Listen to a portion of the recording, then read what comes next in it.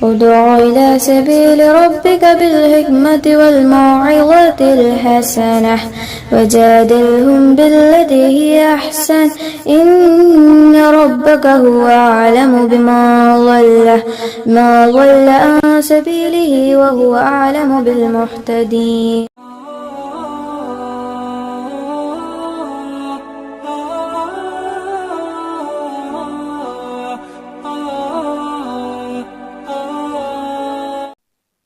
അസ്സലാമു അലൈക്കും വറഹ്മത്തുള്ളാഹി വബറകാതുഹു. അപ്പോൾ നമ്മൾ സത്യത്തിലേക്കുള്ള പാത എന്ന് പറഞ്ഞ ചാനൽ എല്ലാവർക്കും അറിയുന്നതാണ്. നമ്മൾ കുറേ കാലമായിട്ട് ആ ചാനലിലൂടെയാണ്, അതേപോലെ ക്ലബ് ഹൗസിലൂടെ ആയിരുന്നു ഇസ്ലാം വിമർശകർക്ക് മറുപടിയും ആ രീതിയിലുള്ള കാര്യങ്ങളൊക്കെ ചെയ്തുകൊണ്ടിരുന്നത്. ഇപ്പം ഇൻഷാ അല്ലാഹ് നമ്മൾ പുതിയൊരു സംരംഭം, അതായത് പുതിയൊരു ചാനൽ, അതിൽ നമ്മളെ സത്യത്തിലേക്കുള്ള പാതയിൽ എല്ലാവർക്കും അറിയാം, നമ്മൾ വീഡിയോ രൂപത്തിലല്ല നമ്മളതിൽ ചെയ്തുകൊണ്ടിരുന്നത് അതിൽ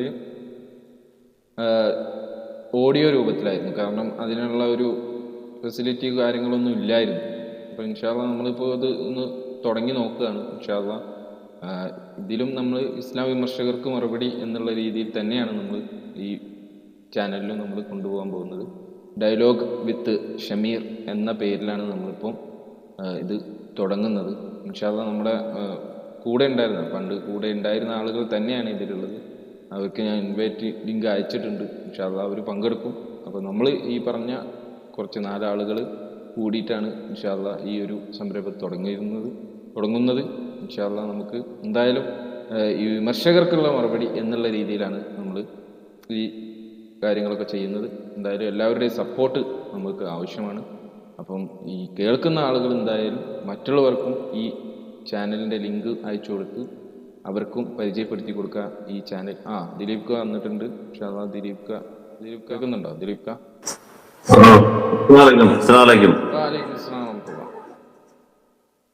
എന്താണ് ഇത്? വീഡിയോയിലൊക്കെ ഓഡിയോ ഒക്കെ അതൊക്കെ കളഞ്ഞപ്പോ വീഡിയോയിലോട്ട് പോയാ?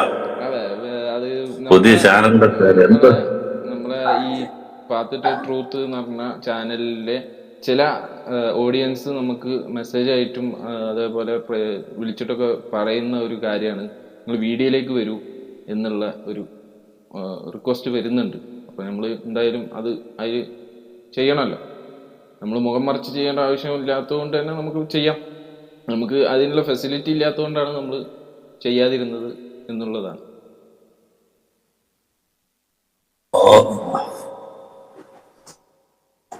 ഓക്കെ. എന്തോ ഇതിന്റെ പേരെന്തുവാ? ചാനലിന്റെ പേരെന്തുവാ?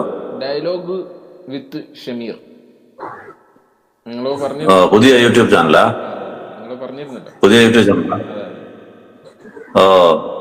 തുടങ്ങിയത്. ഇതിപ്പോ എന്തോ പ്രോഗ്രാം വല്ലതാണോ അതോ എന്താ? ഒരു ട്രയൽ പോലെ നമുക്ക് ചെയ്യാന്ന് വിചാരിക്കുന്നു. അത് ഇതിലിപ്പോ ശരി, വേറെ ആരും ഇല്ല? നമ്മൾ മാത്രമല്ല, വേറെ ആരെങ്കിലും വിളിച്ചിട്ടുണ്ടോ? അതെ, 2 ആളും കൂടി ഉണ്ടല്ലോ. നമ്മളെ ഗ്രൂപ്പിലുള്ള തന്നെ 2 ആൾ കൂടി വരാനുണ്ട്. ശരി വരുമല്ലോ. ഞാൻ ലിങ്ക് കണ്ട് അങ്ങനെ പെട്ടെന്ന് വന്ന് ജോയിൻ ചെയ്തതാണ്. ശരി, അവര് വരുമോ? ഇപ്പൊ വന്നോ? അതാരാ അത്? ഇബ്നു. ഓക്കെ. വിശേഷം? കുറെ നാളായല്ലേ ക്ലബ് ഹൗസിലൊന്നും കാണാനില്ലല്ലോ ആരെയും. ക്ലബ് ഹൗസ് കുറെ നാളായി എന്റെ ഉള്ളിലേക്ക് കയറിയിട്ട്. ഈ പറഞ്ഞെന്ന് വെച്ചിട്ടുണ്ടെങ്കിൽ ക്ലബ് ഹൗസിന്റെ ആ ഒരു ഫോർമാറ്റും കാര്യങ്ങളൊക്കെ മാറിയതിനു ശേഷം ഒരു കുറച്ചായിട്ടൊന്ന് പിന്മാറി നിൽക്കുകയായിരുന്നത്. അത്ര വലിയ ഇൻട്രസ്റ്റിംഗ് ആയിട്ട് തോന്നിയില്ലായിരുന്നു. അതിന്റെ ഇപ്പൊ ഈ പറഞ്ഞ കുറച്ച് നാളായിട്ട് ബാക്കിയുള്ള ഇതിലൊക്കെ നടപ്പുണ്ടായിരുന്നല്ലോ, നമ്മള് കോണ്ടാക്റ്റിലുണ്ടായിരുന്നു. അത് എന്ത് സംഭവം ഞാൻ എന്തെങ്കിലും മിസ് ചെയ്താ? ഇപ്പൊ എന്താണ് എന്നുള്ളത് അത്രക്ക് അങ്ങോട്ട് ക്ലിയർ ആയില്ല. എന്താണ് ഇപ്പോഴത്തെ പരിപാടി എന്താണെന്നുള്ളതേ?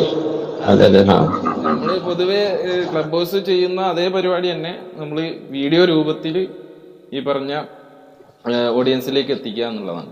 അപ്പൊ ഇവര് പറയുന്ന ഈ വിമർശനം അത് നമ്മൾ കേൾപ്പിച്ചുകൊണ്ട് തന്നെ അതിനുള്ള കമന്റ് നമ്മൾ പറയും, മറുപടിയും പറയും. നിസാർക്കുണ്ട്, നിസാർക്ക് വന്നിട്ടുണ്ട്. ഞാൻ എത്തിയിട്ടുണ്ട്. അസ്സലാമു അലൈക്കും. ഓക്കെ, നിങ്ങൾ സംസാരിക്കുന്നത് കുറച്ച് കേട്ടു. ചെറിയൊരു സൂചന ഷമീർ നേരത്തെ തന്നിട്ടുണ്ടായിരുന്നു. അൽഹംദുലില്ലാ. അപ്പൊ നമ്മള് കാര്യങ്ങളുമായിട്ട് മുന്നോട്ട് പോകാം. ഇപ്പൊ നിലവില് ക്ലബ് ഹൗസിലുള്ള പ്രോഗ്രാമിലൊക്കെ ശക്തമായിട്ട് നമ്മൾ ഇടപെടുന്നുണ്ട്. ആരിഫ് ഹുസൈൻ അടക്കമുള്ള മക്കളെല്ലാവരും ഇങ്ങനെ അവിടെ കൃത്യമായിട്ട് വരാതെ, അവിടെ ഒന്നും കാര്യങ്ങൾ കൃത്യമായിട്ട് ചെയ്യാൻ പറ്റാതെ ഇങ്ങനെ ഒളിച്ചു നടക്കുകയാണ്. അവിടെ കുറെ ഡിബേറ്റിനൊക്കെ വിളിച്ചിട്ടാണ് നമ്മൾ വിളിച്ചിട്ടാണത്. അപ്പൊ അവിടെ നിന്ന് മുങ്ങി നടന്ന് ഇപ്പുറത്ത് വന്നിട്ട് യൂട്യൂബിൽ വന്നിട്ട് വെല്ലുവിളി നടത്തിക്കൊണ്ടിരിക്കുകയാണ് ആള്. അപ്പൊ ഇൻഷാ അല്ലാഹ് നമുക്ക് പ്രോഗ്രാം ഒന്നുകൂടി ശക്തമാക്കണം. അതുമല്ല, ഒരു വ്യത്യാസം എന്താണെന്നറിയാ, ക്ലബ് ഹൗസിൽ നമ്മൾ മണിക്കൂറുകളോളം ഇരിക്കണം. 4-5 മണിക്കൂറൊക്കെ കണ്ടിന്യൂസ് ആയിട്ട് ആദ്യകാലങ്ങളൊക്കെ നമ്മൾ ഇരുന്ന്, അതാണ് പലർക്കും ബോറടിച്ച് പിന്നെ എല്ലാം പ്രശ്നമായി, വീട്ടിലൊക്കെ ആയി. അങ്ങനെയാണ് നമ്മൾ ഓരോരുത്തർ തന്നെ പിന്മാറാനുള്ള മെയിൻ കാരണം അതാണ്. പിന്നെ നമ്മുടെ സത്യത്തിലേക്കുള്ള പാത തുറക്കാതെയായി. പിന്നെ സമയം കിട്ടുമ്പോൾ മറ്റുള്ള റൂമിൽ കയറാൻ എളുപ്പമുണ്ടല്ലോ, നമുക്ക് പോവാം, സമയമുള്ളപ്പോൾ ഇറങ്ങാം. നമ്മളായിട്ട് നടത്തുന്ന റൂം ആകുമ്പോഴത്തേക്ക് നമ്മൾ ആദ്യം ഒരു അവസാനം വരെ നമ്മൾ നിൽക്കണം. അതിന്റെ ആരും ഒന്ന് ചോദ്യം ചോദിച്ചാലും പറയണം. അങ്ങനെ ഒരു സ്ട്രെയിൻ അതിനകത്തുണ്ടായിരുന്നു. എനിക്ക് തോന്നുന്നു ഈ ഒരു പരിപാടിയിൽ ഇപ്പൊ ലൈവ് ആയാലും ഇതായാലും മാക്സിമം 1.5 മണിക്കൂർ 1.25 2 ലൈവ് ആണെങ്കിൽ 2 മണിക്കൂർ, സാധാരണ ഒരു മണിക്കൂറിന് താഴെ പ്രോഗ്രാം ചെയ്യണമെങ്കിൽ നമ്മൾ ഓൾറെഡി പറഞ്ഞു വെച്ച സമയത്ത് ഒന്ന് പറയാമെങ്കിൽ സമയത്തിന്റെ ഒരു സൗകര്യം ഉണ്ടായിരുന്നു അല്ലേ? പിന്നെ ഇപ്പോ ശരി, ഇന്നെന്തോ കാഷ്വൽ ടോക്കാണോ? കാഷ്വൽ ടോക്ക് എന്തെങ്കിലും ഉണ്ടോ? എന്തെങ്കിലും പരിപാടിയായിട്ട് ചെയ്യാൻ ഉദ്ദേശിക്കുന്നുണ്ടോ? ഇന്ന് ഞാന് ഇപ്പോ ഒരു വിമർശനം, ഇപ്പോ നമുക്കറിയാലോ, ഇപ്പോ നടന്നുകൊണ്ടിരിക്കുന്ന ഒരു വിഷയം എന്ന് പറഞ്ഞു കഴിഞ്ഞാൽ UA ടീമും ഈ മതവിമർശകരും തമ്മിൽ നടക്കുന്ന ഒരുപാട് അങ്ങോട്ടും ഇങ്ങോട്ടുമുള്ള സംസാരങ്ങൾ. അപ്പൊ അതിൽ നിന്നും എനിക്ക് കിട്ടിയ ഒരു ലൈവില് ഇവര് കൊണ്ടുവരുന്ന ഒരു സംഭവം, അത് EA ജബ്ബാറും അതേപോലെ നമ്മളെ ഈ പറഞ്ഞ അയാളെ പേര് നമ്മളെ ഉമർ, ഇവര് 3 ആള് ജസ്റ്റ് കേൾക്കാം. നമ്മളിപ്പോ നമ്മളെക്കാട്ടിലൊക്കെ ഒരുപാട് വിവരമുള്ള ആൾക്കാരെ വെച്ചിട്ട് മറുപടിയൊക്കെ പറയാൻ പോകണമെന്നപ്പോ ഞാൻ ആലോചിക്കുന്നത്. നമ്മൾ ഈ കോണ്ടം വളയുന്ന ഏതോ ശാസ്ത്രമൊന്നും പഠിച്ചിട്ടില്ല, പോഡ്കാസ്റ്റ് പോലും നമ്മളൊന്നും പഠിച്ചിട്ടില്ല, പിന്നെ ബിഗ് ബാങ് ഒന്നും നമുക്കറിയില്ല, നമ്മൾ ഈ കുസാറ്റിലൊന്നും മറ്റേ ഓഷ്യാനോഗ്രാഫി ഒന്നും പഠിച്ചിട്ടില്ല. അങ്ങനത്തെ നമ്മളിപ്പോ ഞാനൊക്കെ പറഞ്ഞാൽ 73-ലെ 10ാം ക്ലാസ്സും 82-ലെ TTC ആയിട്ട് ഒരു LP സ്കൂളിലെ വാദ്യാരായിട്ട് നടക്കുന്ന ഒരാളാണ്. അപ്പൊ നമ്മളെ സംബന്ധിച്ചിടത്തോളം നമുക്കറിയാത്ത വലിയ വലിയ കടിച്ചാൽ പൊട്ടാത്ത കാര്യങ്ങളൊന്നും നമുക്ക് വിവരമില്ല. അതൊക്കെ വിവരമുള്ള ഒരാൾക്കാരോട് മറുപടി പറയാനൊന്നും നമ്മൾ പോകേണ്ട കാര്യമില്ല. തുടക്കത്തിൽ തന്നെ ഈ പറഞ്ഞ ജബ്ബാർ പറയുന്ന കാര്യമാണ്. അതായത് ഇതെന്തോന്നറിയാ ഉദ്ദേശിക്കുന്നത്? ഇത് എന്താ കാര്യം മനസ്സിലായോ? ഷമീറിന് ഇത് കാര്യം മനസ്സിലായത് എന്തോന്നല്ല പറയുന്നത്. ഒരു ദിവസം ക്ലബ് ഹൗസിൽ തേഞ്ഞ ഒട്ടിയായിരുന്നു, അത് ഓർമ്മ വന്നു പുള്ളിക്ക്. ആ കാര്യം മുൻകൂർ ജാമ്യം വെച്ചേക്കെന്താണല്ലേ? അല്ല, ഇവർക്കൊന്നും അറിയില്ലെന്ന് നമുക്ക് ആദ്യം അറിയാം ആ കാര്യം.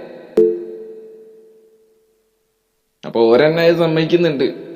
പിന്നെ ഒരു ട്രോളായിട്ട് അങ്ങനെ പറയാം, 3 ആള് കൂടി ഇരുന്നിട്ട് ഇവര് അങ്ങോട്ട് ഒരു ട്രോള് പോലെ. അപ്പൊ ഇതെല്ലാം നമ്മളെ വിഷയം എന്ന് പറഞ്ഞു കഴിഞ്ഞാല് ഇവരിപ്പോ പറയുന്നത് എന്താ വെച്ചാല് നമ്മള് കളവുകളാണ് പറയുന്നത്, ഇവര് ഹദീസും ആയത്തും പറയാം. അതാണ് ഇപ്പൊ നടക്കുന്നത്.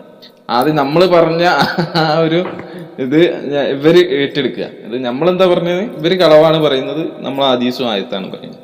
പക്ഷെ ഇവരിപ്പോ മാറ്റി പറയാണ്, നമ്മളാണ് സത്യം പറയുന്നത്, നിങ്ങളാണ് കളവ് പറയുന്നത്. അതാണ് ഇവരിപ്പോ പറഞ്ഞുകൊണ്ടിരിക്കുന്നത്. അതാണ് ആൾക്കാർക്കിടയിൽ ഇവര് നടത്തിക്കൊണ്ടിരിക്കുന്നത്. നമുക്ക് ആ വിഷയത്തിലേക്ക് കിടക്കല്ലേ, ആ വിഷയം ഒന്ന് കേൾക്കാം അല്ലെ? ഇതിലൊരു കമന്റ് പറയാനുണ്ടായിരുന്നു ആക്ച്വലി. എന്താന്ന് പറഞ്ഞാല് ഇദ്ദേഹം പറഞ്ഞില്ല ഇയാള് LP വാദ്യാരാണെന്നുള്ളത്. അത് കറക്റ്റായിട്ട് ഈ MM അക്ബറുമായിട്ടുള്ള സംവാദത്തിൽ കറക്റ്റ് തെളിയിച്ചാണ്. ആള് തന്നെ പറയുന്നത് ഞങ്ങൾക്ക് ക്വാണ്ടം മെക്കാനിക്സോ ബിഗ് ബാങ് ഒന്നും അറിയില്ല എന്ന്. അത് തന്നെയാണ് ഇവരുടെ പ്രശ്നം. ഇവർക്ക് ഈ പറഞ്ഞ ശാസ്ത്രവും സയൻസിന്റെ ഒന്നും അടിസ്ഥാനപരമായ കാര്യങ്ങളൊന്നും അറിയില്ല. അതൊക്കെ വരുമ്പോൾ സംസാരിക്കാൻ പറ്റണ്ടേ, അത് പറ്റുന്നില്ല ആൾക്ക്. അത് അതിന്റെ ഇതൊരു എന്താന്ന് പറഞ്ഞാൽ ഒരു തരം തരിപ്പ് ഇപ്പൊ മാറിയിട്ടില്ല എന്നുള്ളതാണ് ആ ഡിബേറ്റിന്റെ ഒക്കെ.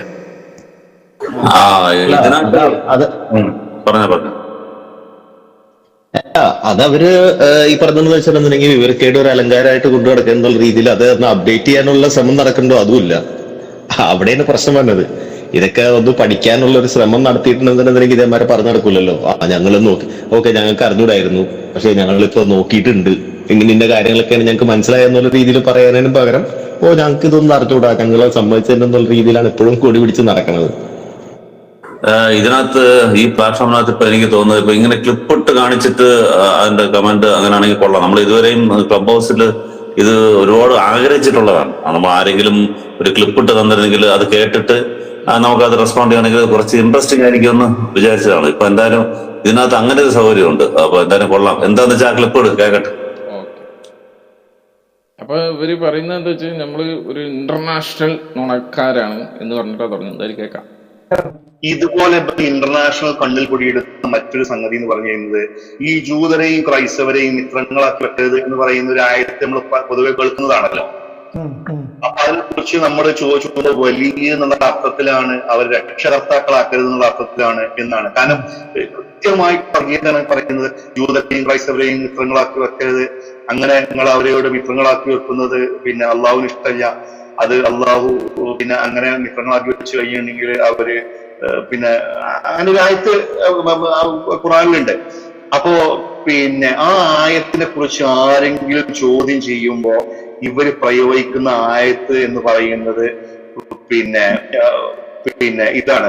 ഈ മുൻതനഹിലുള്ള ആയത്ത് എടുത്തിട്ട് ഇവർ പറയും മതകാര്യങ്ങളിൽ നിങ്ങളോട് യുദ്ധം ചെയ്യാൻ വരാത്തവരോട് നിങ്ങൾ അവരോട് നന്മ ചെയ്യുന്നതിൽ തെറ്റില്ല എന്ന് പറഞ്ഞിട്ടുള്ള ആയത്ത് അവർ പ്രയോഗിക്കും. നിങ്ങൾ കേട്ടിട്ടുണ്ടോ ആ സംഗതി?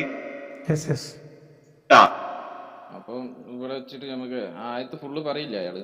നമുക്ക് ആയത്ത് മാത്രം ഒന്ന് വായിക്കാം അല്ലെ. അയാൾ ഉദ്ദേശിച്ചത് മുൻതഹനാണ്. മുൻതാന എന്നൊക്കെ പറയുന്നത്. നമുക്ക് എന്തായാലും നമുക്ക് തെറ്റൊക്കെ നമുക്ക് തിരുത്തി കൊടുക്കാം. അപ്പൊ അതില് സൂറത്ത് മുൻതഹന 60-ാമത്തെ അധ്യായത്തില് നമ്മൾ പറയുന്ന ആയത്ത് എന്ന് പറഞ്ഞ ആയത്ത് മാത്രം ജസ്റ്റ് വായിച്ചിട്ട് അയാൾ ആ ആയത്ത് മുഴുവൻ പറയാത്തതുകൊണ്ട് നമ്മൾക്ക് ഒന്ന് വായിക്കാം. മതകാര്യത്തിൽ നിങ്ങളോട് യുദ്ധം ചെയ്യാതിരിക്കുകയും നിങ്ങളുടെ വീടുകളിൽ നിന്ന് നിങ്ങളെ പുറത്താക്കാതിരിക്കുകയും ചെയ്യുന്നവരെ സംബന്ധിച്ചിടത്തോളം നിങ്ങൾ അവർക്ക് നന്മ ചെയ്യുന്നതും നിങ്ങൾ അവരോട് നീതി കാണിക്കുന്നതും അള്ളാഹു നിങ്ങളോട് നിരോധിക്കുന്നില്ല. തീർച്ചയായും അള്ളാഹു നീതി പാലിക്കുന്നവരെ ഇഷ്ടപ്പെടുന്നു. ഇനി തുടർന്ന് അയാൾ പറയുന്നത് കേൾക്കണം. അല്ലെങ്കിൽ എന്തെങ്കിലും പറയണ്ടോ ഇതുവരെ കേട്ടത്? എത്രാമത്തെ നമ്പർ? ആയത്തെ നമ്പർ എന്താ? നമ്മള് പറയുന്ന ആയത്ത് എന്ന് പറഞ്ഞിട്ടാണ് പറയുന്നത്. 8-ാമത്തെ ആയത്ത് 60. മൊത്തം കേൾക്കട്ടെ.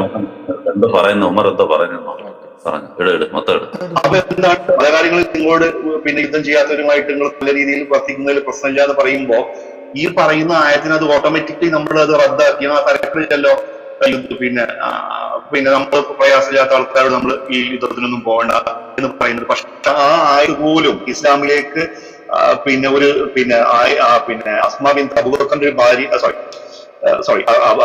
അബൂബക്കറിന്റെ മകള് അവരുടെ ഉമ്മ പിൽക്കാലത്ത് ആണ് ഇസ്ലാമിലേക്ക് വന്നത്. അപ്പൊ ഈ ആസ്മനെ കാണാൻ വേണ്ടിയിട്ട്, അതായത് ആയിഷയുടെ സഹോദരിയെ കാണാൻ വേണ്ടിയിട്ട് കുറച്ച് ബട്ടറും ഗീ ആയിട്ട് വന്നതാണ് മാഷെ.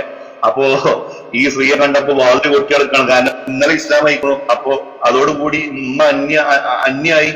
അപ്പൊ ഈ സ്ത്രീ വന്നിട്ട് കുറച്ച് ബട്ടറും ഇതൊക്കെ ആയിട്ട് വന്നപ്പോ ഇത് പിന്നെ അതിനെ കുറിച്ച് അഭിപ്രായം ചോദിച്ചാണ്, ആയിഷന്റെ അഭിപ്രായം ചോദിച്ചാണെന്നാണ്. അപ്പോഴാണ് ഈ ആയത്തിറങ്ങുന്നുണ്ട്. എന്ത് മതകാര്യങ്ങളിൽ നിങ്ങൾക്ക് പിന്നെ പ്രയാസം ഉണ്ടാക്കാത്ത അല്ലെങ്കിൽ നിങ്ങളുടെ വീടുകളിൽ നിന്ന് പുറത്താക്കരെ സംബന്ധിച്ചിടത്തോളം അവരോട് നന്മ ചെയ്യുന്നത് നിങ്ങൾക്ക് പ്രശ്നമില്ല എന്നുള്ളത്. അത് ആ ആയത്ത് പറഞ്ഞിട്ട് നമ്മളെ പറ്റിക്കും. പക്ഷെ അവിടെ നമ്മളിതിനെ പറ്റിക്കണിപ്പോ അല്ലേ? പറ്റിച്ചിട്ട് ഇപ്പൊ എന്ത് കിട്ടാണ്ട് പ്രശ്നം എന്താണെന്ന് വെച്ച് കഴിഞ്ഞാൽ അതിൽ തന്നെ 3:28 പറയുന്നുണ്ട്, സത്യവിശ്വാസികളെ അല്ലാതെ സത്യനിഷേധികളെ മിത്രങ്ങളാക്കി വെക്കരുതെന്ന് പറയുന്നുണ്ട്. അപ്പൊ സ്വാഭാവികമായിട്ടും പിന്നെ ആരാണ് സത്യവിശ്വാസികൾ എന്നുള്ള ചോദ്യം വരുന്നുണ്ടല്ലോ. അപ്പൊ ഖുർആനിൽ പറയുന്നുണ്ട് 24 അല്ലാഹുവിലും അവന്റെ റസൂലിലും വിശ്വസിച്ചവർ മാത്രമാകുന്നു സത്യവിശ്വാസികൾ. മൊത്തം ചട്ടിങ്ങല് മുടങ്ങി. ഇനി അത് വേണ്ട 64 പോയി കഴിഞ്ഞു കഴിഞ്ഞിട്ടുണ്ടെങ്കിൽ 64 എന്താ പറയുന്നത്? നിങ്ങൾക്ക് ഇബ്രാഹിമിലും അദ്ദേഹത്തിന്റെ കൂടെയുള്ളവരിലും ഉത്തമമായ മാതൃകയുണ്ട്. അവർ തങ്ങളുടെ ജനതയോട് ഇപ്രകാരം പറഞ്ഞ സന്ദർഭം, നിങ്ങളുമായും അള്ളാഹുവിനെ പുറമെ നിങ്ങൾ ആരാധിക്കുന്നവയുമായുള്ള ബന്ധത്തിൽ നിന്നും തീർച്ചയായും ഞങ്ങൾ ഒഴിവായവരാകുന്നു. നിങ്ങളിൽ ഞങ്ങൾ അവിശ്വസിച്ചിരിക്കുന്നു. നിങ്ങൾ അള്ളാഹുവിൽ മാത്രം വിശ്വസിക്കുന്നവരെ എന്നേക്കുമായി ഞങ്ങളും നിങ്ങളും ശത്രുതയും വിദ്വേഷവും പ്രകടമാവുകയും ചെയ്തിരിക്കുന്നു. അതായത് അള്ളാഹുവിൽ വിശ്വസിക്കുന്നവരെ ഇക്കാലത്തും വെറുപ്പാണെന്ന് ഇബ്രാഹിമിന്റെ മാതൃക കാണിച്ചിട്ടാണ് പറയുന്നത്. പിന്നെ ഇവര് എന്ത് കളകൾ എത്ര കളവ് പറഞ്ഞാലും ഇതൊക്കെ സത്യമാവുക? ഞാൻ പറഞ്ഞ പോയിന്റ് മനസ്സിലായി. അത് കേൾക്കുന്ന എല്ലാവർക്കും മനസ്സിലായിട്ടോ തന്നെയാണ് വിചാരിച്ചത്. ഓക്കെ, ഇതുപോലെ കേൾക്കുന്ന എല്ലാവർക്കും മനസ്സിലായി എന്നാ പറഞ്ഞത്. ലിയാഖത്തിന്റെ കമന്റ് അങ്ങനെയാണല്ലോ, അതെല്ലാത്തിലുള്ള ഒരു കമന്റാണ്, അവർ സ്ഥിരമായിട്ടുള്ള ഒരു കമന്റാണ്. കേൾക്കുന്ന എല്ലാവർക്കും മനസ്സിലായി. അപ്പൊ ഇതില് പറഞ്ഞ ആയത്തുകളൊക്കെ മനസ്സിലായില്ലേ? അത് ലിയാക്കത്തിന് ഉത്തരം മുട്ടുമ്പോഴുള്ള ഒരു കമന്റ് ആണ് അത്. ഓഡിയൻസിന് മനസ്സിലായിട്ടുണ്ട്, കേൾക്കുന്നവർക്ക് എല്ലാവർക്കും മനസ്സിലായിട്ടുണ്ട് എന്നുള്ള രീതിയിൽ. അതാണ് തിരിച്ചൊന്നും പറയാത്തത്. അത് എന്തോ ഇതിപ്പോ ഒന്നാമത് ഇത് സൗണ്ട് ഇച്ചിരി ഇതാണ് കേട്ടാ, മുടക്കത്തിലാണ് കേട്ടത്. ഇത് എന്താ പറയുക, എനിക്ക് മൊത്തത്തിൽ പിടിയിട്ട് ആരോ ഉമ്മറിന്റെ കണ്ണില് പൊടിയിടുന്നെന്ന് അത് മാത്രം ഞാൻ വ്യക്തമായിട്ട് കേട്ടു. എന്തോ ഉമ്മറിന്റെ കണ്ണിൽ പോയി ആരോ പൊടിയിട്ടെന്ന്, അങ്ങനെയാണ് ഞാൻ മനസ്സിലാക്കുന്നത്. പിന്നെ ഈ കുറച്ച് ആയത്തും പറഞ്ഞു കേട്ട് പാതിയായിട്ട് പൊടിയിടുന്നതിനെ കുറിച്ചാണ് പ്രശ്നം.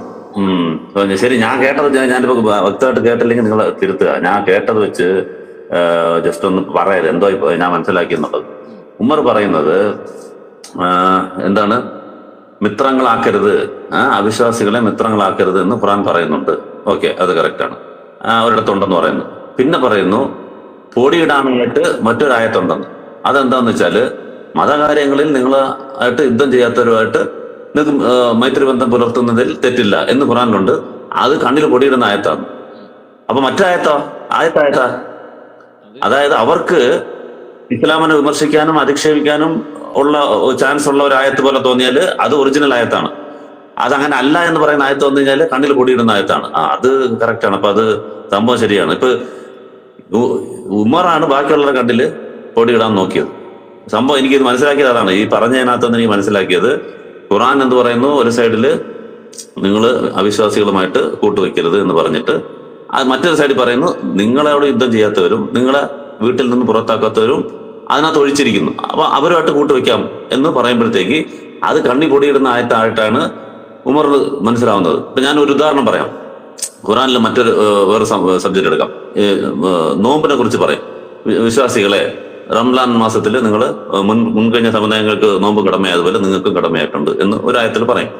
എന്നിട്ട് മറ്റൊരു സൈഡിൽ പറയും എന്താണ്, രോഗികള്, യാത്രയിലുള്ളവര്, ഗർഭിണികൾ, അങ്ങനെ ചില കാറ്റഗറിയിൽ കാണിച്ചിട്ട് ഇവര് ഇതിൽ നിന്നും ഒഴിവായ കുഴപ്പമില്ല, നോമ്പ് വയ്ക്കേണ്ടെന്നുള്ളത് പറയും. അപ്പൊ ഉമറിന്റെ നോട്ടത്തിൽ അത് കണ്ണി പൊടിയിടുന്ന ആയത്താണത്. എന്നുവെച്ചാൽ ഒരു ആയത്ത് പറഞ്ഞിട്ട് അതിന്റെ ഒരു എക്സെപ്ഷൻസ് മറ്റൊരു ആയത്തിൽ പറയുന്നത് കണ്ണിൽ പൊടിയിടുന്നതാണ് ഉമർ പറയുന്നത്. എന്തോ ഒരു കഷ്ടം എന്ന് പറയുന്നത്.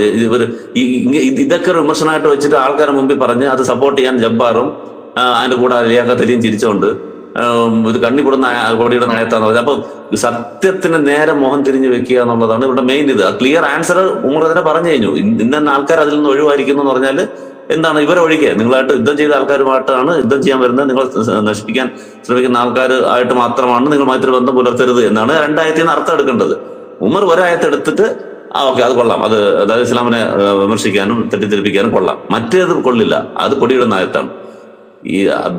ഞാൻ ഒരൊറ്റ ബേസിക് റൂൾ പറയാം. ഖുറാന്റെ തഫ്സീർ, ആയത്തെ തഫ്സീർ എന്ന് പറഞ്ഞാൽ തന്നെ ഖുറാന്റെ ആയത്ത് തന്നെയാണ്. ഒരു ഖുറാന്റെ ആയത്താണ് മറ്റൊരു ആയത്തിന്റെ തഫ്സീറായിട്ട് വരിക. ആ അർത്ഥത്തിൽ നോക്കുമ്പോൾ ഇങ്ങനെയുള്ള പല റൂളുകൾ കാണാം. ഇപ്പൊ ഞാൻ നോമ്പിന്റെ ഒരു എക്സാമ്പിൾ പറയാം. അതുപോലെ ഒരുപാട് കാര്യങ്ങൾ ഒരു സ്റ്റേറ്റ്മെന്റ് പറയും, അതിന് എക്സെപ്ഷൻ ആയിട്ട് മറ്റൊരു സ്റ്റേറ്റ്മെന്റ് പറയും. ഇത് ഇത്രേ ഉള്ളൂ. ഇതിനകത്തൊന്നും വിമർശനം ഒന്നുമില്ല. ഇതിനകത്ത് ഒറ്റ ആൻസറേ ഉള്ളൂ. നിങ്ങളുമായിട്ട് എതിരായിട്ട് വരുന്ന ആൾക്കാരായിട്ട് മൈത്രി ബന്ധം പാടില്ല, ബാക്കിയുള്ളവരായിട്ട് മൈത്രി ബന്ധം പുലർത്താം എന്നുള്ള ഒരു ആയത്തിനെ, ഒരു സബ്ജക്റ്റിനെ എടുത്തു വെച്ചിട്ട് ഇന്റർനാഷണൽ കണ്ണിൽ പൊടിയിടുക എന്ന് പറഞ്ഞ് ഉമർ ബാക്കിയുള്ളവരുടെ കണ്ണിൽ പൊടിയിടുകയാണ്. അതാണ് എനിക്ക് മനസ്സിലായത്. അതിൽ ജസ്റ്റ് വേറൊരു കാര്യം കൂടി ആഡ് ചെയ്യാനുള്ള ചോദ്യം. ഇതേപോലെ തന്നെ വേറൊരു ആയത്ത് നമുക്ക് കാണാൻ കഴിയും. അതായത് സൂറത്ത് മാഇദയിൽ 5-ാം അധ്യായത്തില് 57-58 ആയത്തുകൾ ഞാൻ ഒന്ന് വായിക്കാം. സ്ക്രീനിൽ ഞാൻ കാണിച്ചിട്ടുണ്ട്. സത്യവിശ്വാസികൾ, നിങ്ങൾക്ക് മുമ്പ് വേദം നൽകപ്പെട്ടവരിൽ നിന്ന് നിങ്ങളുടെ മതത്തെ തമാശയും വിനോദവുമാക്കി തീർത്തവരെയും സത്യനിഷേധികളെയും നിങ്ങൾ ഉറ്റമിത്രങ്ങളായി സ്വീകരിക്കരുത്. നിങ്ങൾ സത്യവിശ്വാസികളാണെങ്കിൽ അള്ളാഹുവെ സൂക്ഷിക്കുവിൻ. ഇനി 58, നിങ്ങളെ നമസ്കാരത്തിനായി വിളിച്ചാൽ അവരതിനെ ഒരു തമാശയും വിനോദവുമാക്കി തീർക്കുന്നു. അവർ ചിന്തിച്ചു മനസ്സിലാക്കാത്ത ഒരു ജനവിഭാഗമായതുകൊണ്ടാണ് അത്. ഇവിടെ കൃത്യമായിട്ട് പറയാണ്, ഇങ്ങനെ കളിയാക്കുകയും അതേപോലെ തന്നെ ഈ പറഞ്ഞ മതത്തെ തമാശയാക്കിയൊക്കെ കാണിക്കുന്ന ചില ആളുകളുണ്ട്. ഇപ്പം ഞാനിപ്പം ഒരു വിശ്വാസിയാണ്, എനിക്കൊരു ഫ്രണ്ട് ഉണ്ട് വിചാരിക്കാം. അപ്പോൾ ആ സുഹൃത്ത് ഞാൻ നമസ്കരിക്കാൻ പോകുന്ന സമയത്ത് അല്ലെങ്കിൽ എൻ്റെ മതപരമായ കാര്യങ്ങൾ ചെയ്യുന്ന സമയത്ത് അയാൾ എന്നെ നിരുത്സാഹപ്പെടുത്തുക അല്ലെങ്കിൽ കളിയാക്കി പറയുക എന്നൊക്കെ പറഞ്ഞു കഴിഞ്ഞാൽ എനിക്കത് വലിയ വിഷമാവും ചെയ്യും. ഞാൻ ആ ആളായിട്ട് അധികം കൂട്ടുകെട്ടൊന്നും ഉണ്ടാവില്ല. എന്തേ സുഖല്ലേ, ആ ഒരു രീതിയിലേ നമുക്ക് പോകാനായിട്ടും. അതിനാണ് ഇവിടെ വലിയ എന്നുള്ള വർത്താണ് പ്രത്യേകിച്ച് മനസ്സിലാക്കണം. വലിയ ആക്കരുത് എന്ന് പറഞ്ഞാൽ ഉറ്റമുത്രം, അല്ലെങ്കിൽ ഇപ്പോൾ നമ്മളിപ്പോൾ മാതാപിതാക്കളെ വലിയ എന്നാണ് പറയാം. അതായത് എന്താ, രക്ഷാകർത്താക്കൾ അല്ലെങ്കിൽ രക്ഷാകർത്താക്കൾ അവർ പറയുന്നത് നമ്മൾ അനുസരിക്കുന്ന അതിനെയാണ് വലിയ എന്നുള്ളതിന് ഒരുപാട് അർത്ഥങ്ങളുണ്ട്. ഇപ്പോൾ വേറൊരു ഉദാഹരണം നമുക്ക് പറയുകയാണെങ്കിൽ സൂറത്ത് ലുക്മാനിൽ അവിടെ ഒരു ഉപദേശമായിട്ട് മാതാപിതാക്കൾക്ക്, ഇപ്പൊ ഇയാൾ പറഞ്ഞല്ലോ മാതാപിതാക്കളുടെ കാര്യം, അതെ വളരെ കൃത്യമായിട്ട് തന്നെ ഖുർആൻ പറയുന്നുണ്ട്. മനുഷ്യന്, അതായത് 14-ാമത്തെ ആയത്ത് ലുക്മാനിൽ 31-ാമത്തെ അധ്യായം 14-ാമത്തെ ആയത്ത്, മനുഷ്യന് തന്റെ മാതാപിതാക്കളുടെ കാര്യത്തിൽ നാം അനുശാസനം നൽകിയിരിക്കുന്നു. ക്ഷീണത്തിനുമേൽ ക്ഷീണവുമായിട്ടാണ് മാതാവ് അവനെ ഗർഭം ചുമന്ന് നടന്നത്. അവന്റെ മുലകുടി നിർത്തലാകട്ടെ 2 വർഷം കൊണ്ടുമാണ്. എന്നോടും നിന്റെ മാതാപിതാക്കളും നീ നന്ദി കാണിക്കുക, എന്റെ അടുത്തേക്കാണ് നിന്റെ മടക്കം. അത് കഴിഞ്ഞിട്ട് അടുത്ത ആയത്ത് 15-ാമത്തെ, നിനക്ക് യാതൊരു അറിവുമില്ലാത്ത വല്ലതിനെയും എന്നോട് നീ പങ്കു ചേർക്കുന്ന കാര്യത്തിൽ അവർ ഇരുവരും നിന്നോട് മേൽ നിർബന്ധം ചെലുത്തുന്ന പക്ഷം അവരെ നീ അനുസരിക്കരുത്. ആ കാര്യത്തിൽ നീ അവരെ അനുസരിക്കരുത്. ഇഹലോകത്ത് നീ അവരോട് നല്ല രീതിയിൽ സഹവസിക്കുക, പിന്നിലേക്ക് മടങ്ങിയവരുടെ മാർഗം നീ പിന്തുടരുകയും ചെയ്യുക. പിന്നെ എൻ്റെ അടുത്തേക്കാകുന്നു നിങ്ങളുടെ മടക്കം. അപ്പോൾ നിങ്ങൾ പ്രവർത്തിച്ചതിനെ പറ്റി നിങ്ങളെ വിവരമറിയിക്കുന്നത്. അവിടെ കൃത്യമായിട്ടുള്ള ഒരു ഉപദേശമാണ് അള്ളാഹു സുബ്ഹാനഹു വ തആല നൽകുന്നത്. എന്താണ് അവിടെ ഇവര് ഈ പറഞ്ഞ മാതാപിതാക്കളായിട്ട് ആരും ആവട്ടെ നമ്മളെ വിശ്വാസ കാര്യത്തിൽ ഒരു കളങ്കം സൃഷ്ടിക്കാൻ ശ്രമിച്ചു കഴിഞ്ഞാൽ അവരെ ആ കാര്യത്തിൽ നിങ്ങൾ അനുസരിക്കേണ്ടതില്ല. എന്നാലോ അവർക്ക് വേണ്ട കാര്യങ്ങളൊക്കെ ചെയ്തു കൊടുക്കും വേണം. എല്ലാ കാര്യങ്ങളും, അവർക്ക് വേണ്ട ഫുഡ്, അവർക്ക് വേണ്ട ഹോസ്പിറ്റലിൽ അവരെ സംരക്ഷിക്കണം, ഇതൊക്കെ നിങ്ങൾ ചെയ്യണം. പക്ഷെ ഈ കാര്യത്തിൽ അവരെ നിങ്ങൾ അനുസരിക്കേണ്ടതില്ല. അത് കാരണം എന്താ, നമ്മളെ സൃഷ്ടിച്ച അല്ലെങ്കിൽ നമ്മളെ മാതാപിതാക്കളെ സൃഷ്ടിച്ച ആ ഒരു ദൈവത്തിനെ മാത്രമാണ് നിങ്ങൾ ആരാധിക്കേണ്ടത് എന്നാണ് ഇവിടെ പറയുന്നത്. ഓക്കെ, വേറെ സബീറോ നിസാർക്ക് എന്തെങ്കിലും ആഡ് ചെയ്യണ്ടോ ഈ വിഷയത്തില്? അല്ല, ഇതിന്റെ ഉള്ളില് എനിക്ക് വളരെ ചുരുക്കം അല്ലെങ്കിൽ വളരെ ആപ്റ്റായിട്ട് തോന്നിയേക്കുന്ന ഒരു സംഭവം എന്ന് വെച്ചാൽ നേരത്തെ ദിലീപൊക്കെ പറഞ്ഞ പോലെയാണ്. ഉമറിനെന്ന് വെച്ചിട്ടുണ്ടെന്നുണ്ടെങ്കിൽ, അല്ലെങ്കിൽ അല്ലെങ്കിൽ ഉമറിന്റെ കൂട്ടുകെട്ടായിട്ടുള്ള അതിൻ്റെ വീഡിയോയിലുള്ള ഈ ജബ്ബാറും ലിയാഖത്തലിയും ബാക്കി ഇവരുടെ തന്നെ ഇസ്ലാം വിരുദ്ധ ആൾക്കാർക്കൊക്കെ എന്ന് വെച്ചിട്ടുണ്ടെന്നുണ്ടെങ്കിൽ ഇസ്ലാം വിരുദ്ധമായിട്ട് പറയാനുള്ള ആയത്തുകൾ മാത്രമേ അംഗീകരിക്കാൻ പറ്റുള്ളൂ. അതാണ് ഖുർആൻ എന്നാണ് അവര് പറഞ്ഞു നടക്കുന്നത്. അപ്പൊ അതിന്റെ എതിരായിട്ട്, അവരുടെ ഉദ്ദേശത്തിനെതിരായിട്ട് എന്തെങ്കിലും ഒരു ആയത്ത് വന്നിട്ടുണ്ടെന്നുണ്ടെങ്കിൽ അത് കണ്ണിപ്പൊടി ഇടലാണ് എന്നുള്ള ഒരു നിലപാടാണ് അവർ എടുക്കുകയുള്ളൂ. അല്ലാണ്ട് അവർക്ക് സത്യം പറയണോ അല്ലെന്നുണ്ടെന്നുണ്ടെങ്കിൽ ഇതിൽ വേറെ എന്തെങ്കിലും രീതിയിലുള്ള കാര്യങ്ങൾ ഉണ്ടോ ഇല്ലയോ എന്നത് മനസ്സിലാക്കാൻ വേണ്ടി ഒരിക്കലും അവർ ഉദ്ദേശിച്ചിട്ടില്ല. അവർക്ക് ഇതിൻ്റെ ഉള്ളിൽ എന്ന് വെച്ചിട്ടുണ്ടെന്നുണ്ടെങ്കിൽ ഈ യൂട്യൂബർമാരുണ്ടാക്കലും അല്ലെന്നുണ്ടെന്നുണ്ടെങ്കിൽ അവർക്ക് ആ ഒരു ത്രില്ലുണ്ടല്ലോ, ഇവരെ നമ്മളെ അവഗണിക്കുന്ന ആൾക്കാരെ നമുക്ക് തിരിച്ചെന്തെങ്കിലും ചെയ്യണ്ടേ എന്നുള്ള രീതിയിലുള്ള ഒരു ചീപ്പ് ത്രില്ലൊക്കെ ആയിട്ട് നടക്കാൻ വേണ്ടിയുള്ള ആകെ ഒരു ഉദ്ദേശമുള്ള ഒരിക്കലും ഇതിൻ്റെ ഉള്ളിലുള്ളത്. അപ്പൊ സത്യമാണോ, അറിവാണോ, അല്ലെന്നുണ്ടെങ്കിൽ അതിൻ്റെ ഉള്ളിൽ വേറെ ഏതെങ്കിലും രീതിയിലുള്ള നല്ല കാര്യങ്ങൾ ഉണ്ടോ എന്നുള്ളതൊന്നും അവർക്ക് ഒരിക്കലും അംഗീകരിക്കാൻ പറ്റില്ല. അത് അവരുടെ ഒരു അഹങ്കാരമാണ്, അത് അല്ലെ? ഒരു സത്യം കണ്ടിട്ട് അംഗീകരിക്കാൻ പറ്റാത്തതാണ് അഹങ്കാരം എന്നുള്ളത് ഹദീസിലുള്ളതാണ്. അപ്പൊ അതൊന്നും അവർക്ക് അങ്ങോട്ട് ഉൾക്കൊള്ളാൻ പറ്റില്ല. അത് കാരണം അവര് എന്തോ ഒരു ഇമോഷണൽ റീസൺ, അതായത് വൈകാരികമായിട്ടുള്ള ഒരു കാരണം കൊണ്ടാണ് അവരത് വിട്ടോടും പോന്നേക്കുന്നത്. പിന്നെ അവർക്കത് തിരിച്ചു ഇത് ശരിയാണല്ലോ എന്നുള്ള രീതിയിൽ പറയുമ്പോൾ ആ മനസ്സിനൊരു ഇതുണ്ടാവുമല്ലോ, ഒരു എളിമ ഉണ്ടെന്നുണ്ടെങ്കിലേ ഇതൊക്കെ സത്യമൊക്കെ അംഗീകരിക്കാൻ പറ്റുള്ളൂ. അതില്ലാത്തത് കാരണം കൊണ്ടുള്ള എന്തെങ്കിലും വളച്ചൊടിക്കല് അല്ലെന്നുണ്ടെങ്കിൽ അവർക്ക് ഇതേമാതിരി തിരിച്ച് കണ്ണി പൊടിയിടാനുള്ള എന്തെങ്കിലും രീതി എന്തെങ്കിലും ഒരു അവസരം കിട്ടാന്നുള്ളതാണ് അവരുടെ ഇതിനുള്ള മെയിൻ ഉദ്ദേശം. അത് കാരണം കൊണ്ട് അതിൻ്റെതായ രീതിയിൽ അവര് മുന്നോട്ട് പോകുന്നുള്ളതാണ് അതിന്റെ മെയിൻ എനിക്ക് മനസ്സിലാക്കുന്നത്. ബാക്കിയല്ലാണ്ട് ഇതിനുള്ള കാരണം എന്ന് വെച്ചിട്ടുണ്ടെങ്കിൽ അവർ പറയുന്ന കാര്യത്തിനുള്ള ഗണനം തന്നെ അവർ തന്നെ തിരിച്ചു പറയുന്നുണ്ട്. എന്നിട്ട് പറയുന്ന ഇല്ല, അത് നമ്മൾ അംഗീകരിക്കൂല. പിന്നെ ഇതിന്റെ അതിൽ കൂടുതൽ നമുക്ക് ഇതിൻ്റെ ഉള്ളിൽ എന്താ പറയാനുള്ളത്? ജസ്റ്റ് നമ്മുടെ നിസാർക്ക് എന്ത് ആഡ് ചെയ്യണ്ടോ? ഓക്കെ, എനിക്ക് ഇതിനകത്ത് പറയാനുള്ളതെന്ന് പറഞ്ഞാൽ ഇവര് യുക്തിവാദികളാണല്ലോ. അപ്പൊ ഇവര് ബേസിക് ആയിട്ട് എടുക്കേണ്ട അടിസ്ഥാനപരമായിട്ടുള്ള തെളിവ് യഥാർത്ഥത്തിൽ യുക്തിയിൽ നിന്നാണ്. എനിക്ക് ഇതിന്റെ ബേസിക് ലോജിക്കാണ് യഥാർത്ഥത്തിൽ പറയാനുള്ളത്.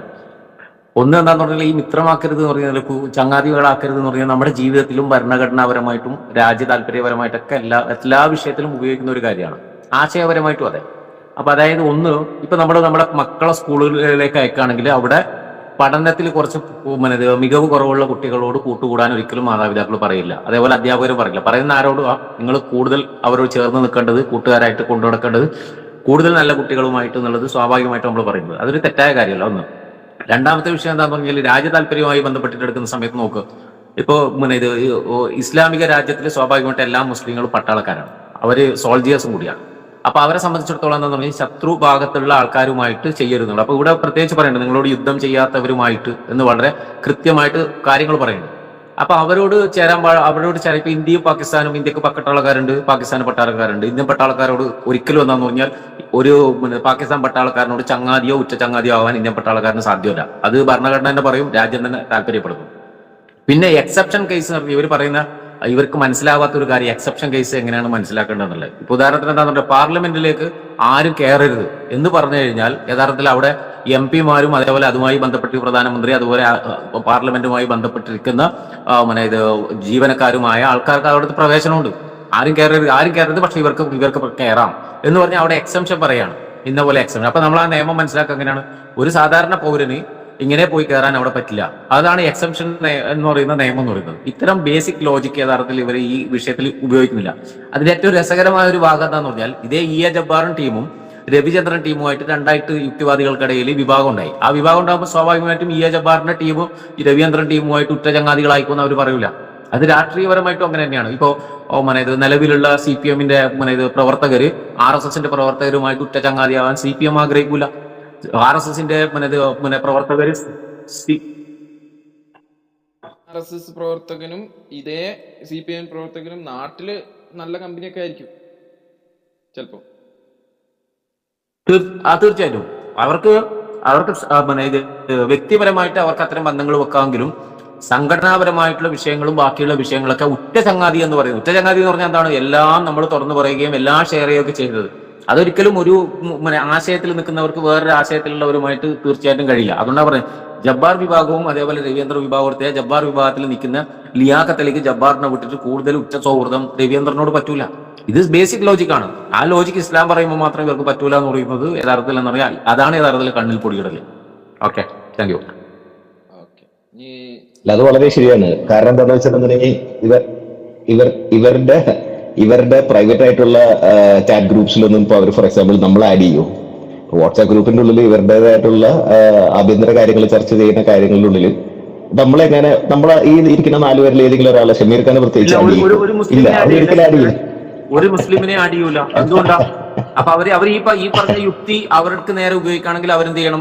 അവർക്ക് ഒരു സീക്രട്ട് മീറ്റിംഗ് പോലും പാടില്ല, അവരുടേതായ ഒരു മീറ്റിംഗ് പോലും പാടില്ല. മീറ്റിംഗ് ഓപ്പൺ സ്ഥലത്ത് വെക്കണം, നാട്ടുകാർക്കാർക്കും അതിനകത്ത് പങ്കെടുക്കാൻ പറ്റണം. അപ്പൊ അത് മണ്ടത്തരം, ആ നിയമം തന്നെ മണ്ടത്തരമാണ്. അവിടെ അള്ളാഹു അതല്ലെങ്കിൽ ഇസ്ലാം വളരെ കൃത്യമായിട്ടുള്ള വിഷയം മുന്നോട്ട് വെക്കുന്നു എന്നാണ് മനസ്സിലാക്കേണ്ടത്. അപ്പം ഇതൊരു ആക്ച്വലി അപ്പം ഷബീറും സർവൻ പറഞ്ഞത് കറക്റ്റ് പോയിന്റ് ആണ്. ഇപ്പൊ ഒരു കാര്യം ആക്ച്വലി ഇതിനകത്തൊന്നും പറയാനില്ല. ഇനിയിപ്പം ഈ സബ്ജക്റ്റ് ആയിട്ട് പറയണമെങ്കിൽ കുറച്ച് സമയം തന്ന ഒരു ചെറിയ രീതിയിൽ പറയാം. സമയമുണ്ടോ ഷമീറ? റെഫറൻസും കാര്യങ്ങളൊക്കെ നോക്കിയായിരിക്കും അല്ലേ ഈ സമയത്ത്? എന്റെ ഉണ്ട് പറയാം. ഇപ്പം കുറച്ച് ചുരുക്കി പറയട്ടെ. അതെങ്കിൽ ഈ സബ്ജക്റ്റ് ആയിട്ട് തന്നെ പറയട്ടെ. ആൾക്കാർക്ക് ഇതാണെങ്കിൽ അത് അറിഞ്ഞോട്ടെ എന്താണ് ഇതിന്റെ ടോട്ടാലിറ്റി എന്താണെന്ന് പറയാം. ശരി. അപ്പം ഇപ്പൊ പറഞ്ഞ സബീറും സാർബായും പറഞ്ഞത് അതേ സിറ്റുവേഷൻ തന്നെയാണ് ആക്ച്വലി അവിടെ ഉണ്ടായിരുന്നത്. ഇപ്പം ഹുദൈബിയ സന്ധിക്ക് മുമ്പ് ഇവർ ഹിജ്റത്ത് ചെയ്ത് മക്കയിൽ നിന്ന് മുസ്ലിങ്ങൾ ഇങ്ങോട്ട് വന്നു, മദീനയിലോട്ട് വന്നു. അപ്പം തിരിച്ച് ഇവിടെ വരുമ്പോ മക്കയില് അവരുടെ റിലേറ്റീവ്സും ഫ്രണ്ട്സും ഒക്കെ മക്കയിൽ ഉണ്ടായിരുന്നു. പല മുസ്ലിങ്ങളും ഹിജ്റത്ത് ചെയ്ത് വന്ന മുസ്ലിങ്ങളുടെ റിലേറ്റീവ്സും ബന്ധുക്കളും സുഹൃത്തുക്കളും മക്കയിലുണ്ടായിരുന്നു. അപ്പോൾ അവർ എന്ത് ചെയ്യുന്നു വെച്ചാൽ അവരുടെ കൃഷി സ്ഥലങ്ങൾ കാണും, അവിടെ വ്യാപാരങ്ങൾ കാണും, അവിടെ സ്വത്തുക്കൾ കാണും. അതൊക്കെ പരിപാലിക്കാനും നോക്കാനൊക്കെ എന്ത് ചെയ്യുന്ന വെച്ചാൽ ഇവിടെ നിന്ന് ഒരു കോണ്ടാക്ട് വെച്ചിരുന്നു. മദീനയിലുള്ള മുസ്ലിങ്ങളിലും മക്കയിലുള്ള അവരുടെ ആ ഫ്രണ്ട്സുമായിട്ട് കോണ്ടാക്ട് വെച്ചിരുന്നു. പക്ഷെ സിറ്റുവേഷൻ എന്താന്ന് വെച്ചാൽ അത് ഒരു യുദ്ധ സാഹചര്യം നിലനിൽക്കുന്ന ഒരു സമയമാണ്. ഏത് സമയവും ഏതായാലും ഖുറൈശികൾ മദീനയെ ആക്രമിക്കാം. അത് ഒരു ബദർ യുദ്ധമൊക്കെ പിന്നെ കണ്ടിന്യൂസ് ആയിട്ട് നടക്കുന്നുണ്ട്. അങ്ങനെയുള്ള സമയത്ത് രണ്ട് രാജ്യങ്ങൾ തമ്മിൽ ഒരു ശത്രുത നിലനിൽക്കുന്നു, യുദ്ധ സാഹചര്യം നിൽക്കുമ്പോൾ അവരുമായിട്ട് ക്ലോസ് കോണ്ടാക്ട് വെച്ച് കഴിഞ്ഞാൽ ഇവിടുത്തെ രഹസ്യങ്ങൾ അങ്ങോട്ട് പോകും. അത് രാഷ്ട്രത്തിനെതിരായിട്ട് വരും. അങ്ങനെ വന്ന സിറ്റുവേഷനിൽ ഉള്ള ആയത്താണ് ഇത്. എന്താണ്? നിങ്ങൾ അവരുമായിട്ട് ഉറ്റമിത്രങ്ങളാക്കരുത് എന്ന് പറഞ്ഞിട്ട് അതിനകത്ത് ഒരുപാട് പല സ്ഥലങ്ങളിൽ ഇതുണ്ട്. ഇത് ഖുറൈശികളെ കുറിച്ച് പറയുന്നതുണ്ട്, പിന്നെ പറഞ്ഞ കണക്ക് യഹൂദ ക്രിസ്ത്യാനികളെ കുറിച്ച് പറയുന്നുണ്ട്. അവിടെയൊക്കെ ഈ കണ്ടീഷൻ വെക്കും. എന്താണ്? നിങ്ങളായിട്ട് പ്രശ്നമില്ലാത്തവർ, നിങ്ങളെ മതത്തിനെ കളിയാക്കാത്തവര്, നിങ്ങളെ മതത്തിനെ യുദ്ധം ചെയ്യാൻ ആഗ്രഹമില്ലാത്തവര്, നിങ്ങളുടെ വീട്ടിൽ നിന്ന് പുറത്താക്കാത്തവര്, അവരെല്ലാം ഇതിൽ നിന്നും ഒഴിവാണ്. അവരോട് നല്ലപോലെ നിങ്ങൾ മൈത്രി ബന്ധം പ്രാർത്ഥിക്കുന്നത് ഇതിൽ തെറ്റില്ല, നീതിയാണ്, നിങ്ങൾ നീതി ചേർത്തുക, അവരോട് ചെയ്യുന്നുണ്ട് കുഴപ്പമില്ല എന്ന് പറയുന്ന ഒരു ആയത്തിനാണ് ഇവരിങ്ങനെ ചെയ്യുന്നത്. ഇപ്പം ഒരു സാമ്പിളിൽ ഞാൻ ഒരു കാര്യം ചെയ്യും. ഇപ്പം 60 ആണല്ലോ ഇത് വായിച്ചത്, ഷമീർ വായിച്ചത് 68, ഉമർ ഒരു ആയത്ത് ഇതിനകത്ത് 60 തന്നെ വാങ്ങിച്ചത് എന്താണ്, ഇബ്രാഹിം നബിയെ കുറിച്ച് പറയുന്ന ഒരു ആയത്ത് 64. ഒരു കാര്യം ചെയ്യും, ഈ കുറച്ച് ആൾക്കാർക്ക് മനസ്സിലാവണമെങ്കിൽ ആയത്ത് വായിച്ചാൽ മനസ്സിലാവും. നമ്മളൊന്ന് അല്ലെങ്കിൽ കണ്ണിപ്പൊടിയിടുക എന്ന് പറയും. അതുകൊണ്ട് ഒരു കാര്യം ചെയ്യും, 61 വായിച്ച നോക്കട്ടെ. 61 ചിലർ വായിച്ചു. അതായത് സൂറത്തുൽ മുംതഹന 1-ാമത്തെ ആയത്ത്. ഓ സത്യവിശ്വാസികളെ, എന്റെ ശത്രുവും നിങ്ങളുടെ ശത്രുവും ആയിട്ടുള്ളവരോട് സ്നേഹബന്ധം സ്ഥാപിച്ചുകൊണ്ട് നിങ്ങൾ അവരെ മിത്രമാക്കി വെക്കരുത്. നിങ്ങൾക്ക് വന്നു കിട്ടിയിട്ടുള്ള സത്യത്തിൽ അവർ അവിശ്വസിച്ചിരിക്കുകയാണ്. നിങ്ങൾ നിങ്ങളുടെ രക്ഷിതാവായ അള്ളാഹുവിൽ വിശ്വസിക്കുന്നതിനാൽ റസൂലിനെയും നിങ്ങളെയും അവർ നാട്ടിൽ നിന്ന് പുറത്താക്കുന്നു. എന്റെ മാർഗത്തിൽ സമരം ചെയ്യുവാനും എന്റെ പ്രീതി തേടുവാനും നിങ്ങൾ പുറപ്പെട്ടിരിക്കുകയാണെങ്കിൽ നിങ്ങൾ അപ്രകാരം മൈത്രിബന്ധം സ്ഥാപിക്കരുത്. നിങ്ങൾ അവരുമായി രഹസ്യമായി സ്നേഹബന്ധം സ്ഥാപിക്കുന്നു. നിങ്ങൾ രഹസ്യമാക്കുന്നതും പരസ്യമാക്കുന്നതും ഞാൻ നല്ലവണ്ണം അറിയുന്നവനാണ്. നിങ്ങളിൽ നിന്ന് വല്ലവനും അപ്രകാരം പ്രവർത്തിക്കുന്ന പക്ഷം അവൻ നേർമാർഗത്തിൽ നിന്നും പിഴച്ചു പോയിരിക്കുന്നു. ഓക്കെ, ഇതാണ് ആയത്. അപ്പം ഇത് കണ്ടില്ലേ? അപ്പം ക്ലിയർ ആണ്. ഇതൊന്നും നമുക്ക് പറയേണ്ട ആവശ്യമില്ല, ഒരു പൊടിയിടേണ്ട ആവശ്യമില്ല. അള്ളാഹുവിനെ വിശ്വസിച്ചതെന്ന് ഒറ്റ കാരണമുണ്ട്, അതായത് ഇസ്ലാം സ്വീകരിച്ചു എന്നുള്ള ഒറ്റ കാരണമുണ്ട്. വേറെ പ്രശ്നങ്ങളൊന്നുമില്ല അവരുമായിട്ട്. വേറെ സ്വത്ത് തർക്കമോ അല്ലെങ്കിൽ അതിർത്തി തർക്കമോ അങ്ങനെയൊന്നുമല്ല. നിങ്ങൾ ആ ഏകദൈവമായ അള്ളാഹുവിനെ മാത്രം വിശ്വസിക്കുന്ന ഒറ്റ കാരണം കൊണ്ട് നിങ്ങളെ അവർ വീട്ടിൽ നിന്ന് പുറത്താക്കാൻ ശ്രമിക്കുന്നു. അവരുമായിട്ടാണോ നിങ്ങൾ മൈത്രി ബന്ധം വെക്കുന്നത്? രഹസ്യമായിട്ട് വെക്കുന്നു. അത് വേണ്ടെന്ന് പറഞ്ഞു കഴിഞ്ഞാൽ, അതായത് ഇഹലോകത്തെ സ്വത്തിന് വേണ്ടിയിട്ട്, അവിടെ നമ്മുടെ സ്വത്തുക്കളുണ്ട്, അവരെ ഒന്ന് ഇവിടെ നിന്ന് എന്തെങ്കിലും രഹസ്യമൊക്കെ അങ്ങോട്ട് പറഞ്ഞു കൊടുത്തു കഴിഞ്ഞാൽ, അല്ലെ അവരുമായിട്ട് ഇത് വെച്ച് കഴിഞ്ഞാൽ അവർ നമ്മുടെ സ്വത്ത് നോയിക്കോളും എന്ന ഒരു ഉദ്ദേശത്തോടു കൂടി അവരുമായിട്ട് മൈത്രി ബന്ധം വെക്കുന്നത്. അത് അടുത്ത ആയത്തിൽ വായിച്ചാൽ അറിയാൻ പറ്റും. നിങ്ങൾക്ക് ഈ ഭൂലോകത്തെ ഇവിടുത്തെ എന്താണ് ഭൗതിക നേട്ടങ്ങളെക്കാൾ നിങ്ങൾക്ക് പാരിത്രിക ലോകമാണ് നല്ലത്. ഇപ്പൊ അവിടെ നിങ്ങളുടെ സ്വത്ത് നോക്കുന്നു പറഞ്ഞിട്ട് നിങ്ങൾ അവരുമായിട്ട് ഇങ്ങനെ രഹസ്യമായിട്ട് വഹിക്കുന്നു. അത് മോശമാണ്. അള്ളാഹുവിനെതിരാണ് അവര്. നിങ്ങളെ പുറത്താക്കാൻ റെഡിയായിട്ട് നിൽക്കുന്നു, അവന് വെമ്പൽ കൊള്ളുന്നു. അവരായിട്ട് വെച്ച് കഴിഞ്ഞാൽ നിങ്ങൾക്ക് അത് പ്രശ്നം വരും. അതുകൊണ്ട് നിങ്ങളെ ഈ ഭൗതികമായ നേട്ടങ്ങൾ വെച്ചിട്ട് നിങ്ങൾ അത് വെക്കരുത്. 62 വായിച്ചാൽ എനിക്ക് തോന്നുന്നു അതിനകത്ത് അത് വരും എന്നാ തോന്നുന്നു. 62 വായിച്ചാൽ, അവർ നിങ്ങളെ കണ്ടുമുട്ടുന്ന പക്ഷം അവർ നിങ്ങൾക്ക് ശത്രുക്കളായിരിക്കും. നിങ്ങളുടെ നേർക്ക് ദുഷ്ടതയും കൊണ്ട് അവരുടെ കൈകൾ നാവുകളും അവർ നീട്ടുകയും നിങ്ങൾ അവിശ്വസിച്ചിരുന്നെങ്കിൽ എന്ന് അവർ ആഗ്രഹിക്കുകയും ചെയ്യും. 63 വായിച്ചാൽ, ഉയർത്തെഴുന്നേൽപ്പിന്റെ നാളിൽ നിങ്ങളുടെ രക്തബന്ധങ്ങളോ നിങ്ങളുടെ സന്താനങ്ങളോ നിങ്ങൾക്ക് പ്രയോജനപ്പെടുകയില്ല തന്നെ. അള്ളാഹു നിങ്ങളെ തമ്മിൽ വേർപിരിക്കും. അള്ളാഹു നിങ്ങൾ പ്രവർത്തിക്കുന്നത് കണ്ടറിയുന്നവരാണ്. അത് കഴിഞ്ഞിട്ടാണ് വായിച്ച 62 ഒന്നും കൂടെ ഈ അവിശ്വാസികളുടെ ക്വാളിറ്റീസ് പറയാണ്. വിശ്വാസികൾ ഇവർ പറയുന്ന ജസ്റ്റ് നോൺ മുസ്ലിം അല്ലാത്തവർ അവരുമായിട്ട് മൈത്രി ബന്ധം പാടില്ല എന്ന് മാത്രം അവർ പറയൂ. അല്ലാതെ എങ്ങനെ ക്ലിയർ ആയിട്ട് വിശ്വസിക്കുക? ഫസ്റ്റ് ആയത്തില് നിങ്ങളെ വീട്ടിൽ നിന്ന് പുറത്താക്കി, 2ാമത്തെ ആയത്തില് അവരെ കണ്ടുമുട്ടുന്ന പ്രശ്നം എങ്ങനെയെങ്കിലും നിങ്ങളെ നശിപ്പിക്കാൻ നോക്കുന്നുണ്ടോ, വായ കൊണ്ടോ കൈ കൊണ്ടോ നിങ്ങളെ നശിപ്പിക്കാൻ നോക്കുന്നു. അപ്പൊ അങ്ങനെ ഒരു ആൾക്കാരായിട്ട് ഇപ്പൊ നമ്മുടെ ഇന്ത്യൻ സിറ്റുവേഷൻ നോക്കാൻ, ഇന്റർനാഷണൽ സിറ്റുവേഷനിൽ എല്ലാം എങ്ങനെയെങ്കിലും മുസ്ലിങ്ങളെ ഇല്ലാതാക്കണം എന്ന് ക്ലബ് ഹൗസ് സിറ്റുവേഷൻ എടുത്താലും അറിയാം. എങ്ങനെങ്കിലും വർഗീയത ഇങ്ങനെ തിളച്ച് പൊങ്ങുകയാണ്. അവർ കടയിൽ നിന്ന് വാങ്ങിക്കരുത്, അവർക്ക് ഇത് അജീഷ് ജോസഫ് ഒക്കെ പറയുന്ന കാണണം അതിനകത്തിരുന്നുണ്ട്. ഇപ്പൊ വിമർശനമൊന്നും അല്ല നടക്കുന്നത്, തനി വർഗീയത എന്ന് വെച്ചാൽ ഒന്നും നടക്കുന്നില്ല. എത്ര വിമർശിച്ചിട്ടും ഒന്നും ആവുന്നില്ല. മുസ്ലിങ്ങൾ അങ്ങനെ തന്നെ നിൽക്കുന്നു, എല്ലാത്തിനും മറുപടി പറഞ്ഞുകൊണ്ടിരിക്കുന്നു. ആ ദേഷ്യം കാരണം അവര് എന്ത് ചെയ്യുന്നെന്ന് വെച്ചാല് വർഗീയതയിലേക്ക് പോയിട്ട് അവരെ കടയിൽ പോയി വാങ്ങിക്കരുത്, അവരുടെ ഇത് വാങ്ങിക്കരുത്, ആ രീതിയിൽ പോകുന്നു. അപ്പൊ അങ്ങനെയുള്ള ആൾക്കാരായിട്ട് നമ്മൾ മൈത്രി ബന്ധം വെച്ച് കഴിഞ്ഞാല് അവർ സ്വന്തം കുഴി ഇതില്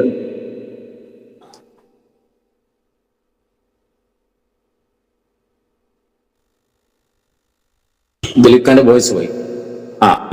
സ്വന്തം കുഴി കുഴിക്കുന്നതിന് തുല്യമാണത്. അപ്പൊ അങ്ങനെയുള്ളവരായിട്ടാണ് ഇത് പാടില്ല എന്ന് പറഞ്ഞു വരുന്നത്. എന്ത് ക്ലിയർ ആണ് അതിൽ? ചുമ്മാ ഒരെണ്ണം എടുത്തു വെച്ചിട്ട് ഇത് പൊടിയിടാനാന്ന് പറഞ്ഞു കഴിഞ്ഞാൽ നമ്മൾ എന്ത് പറയാൻ? അപ്പൊ അതുകൊണ്ടാണ് പറയുന്നത്, നിങ്ങൾ ഭൗതിക നേട്ടം നിങ്ങളുടെ ബന്ധുക്കൾ അവിടെ പാരിത്രിക അല്ല ആഹാരത്തിൽ ഈ ബന്ധങ്ങളൊന്നും കാണത്തില്ല. നല്ലത് പറയാണ്.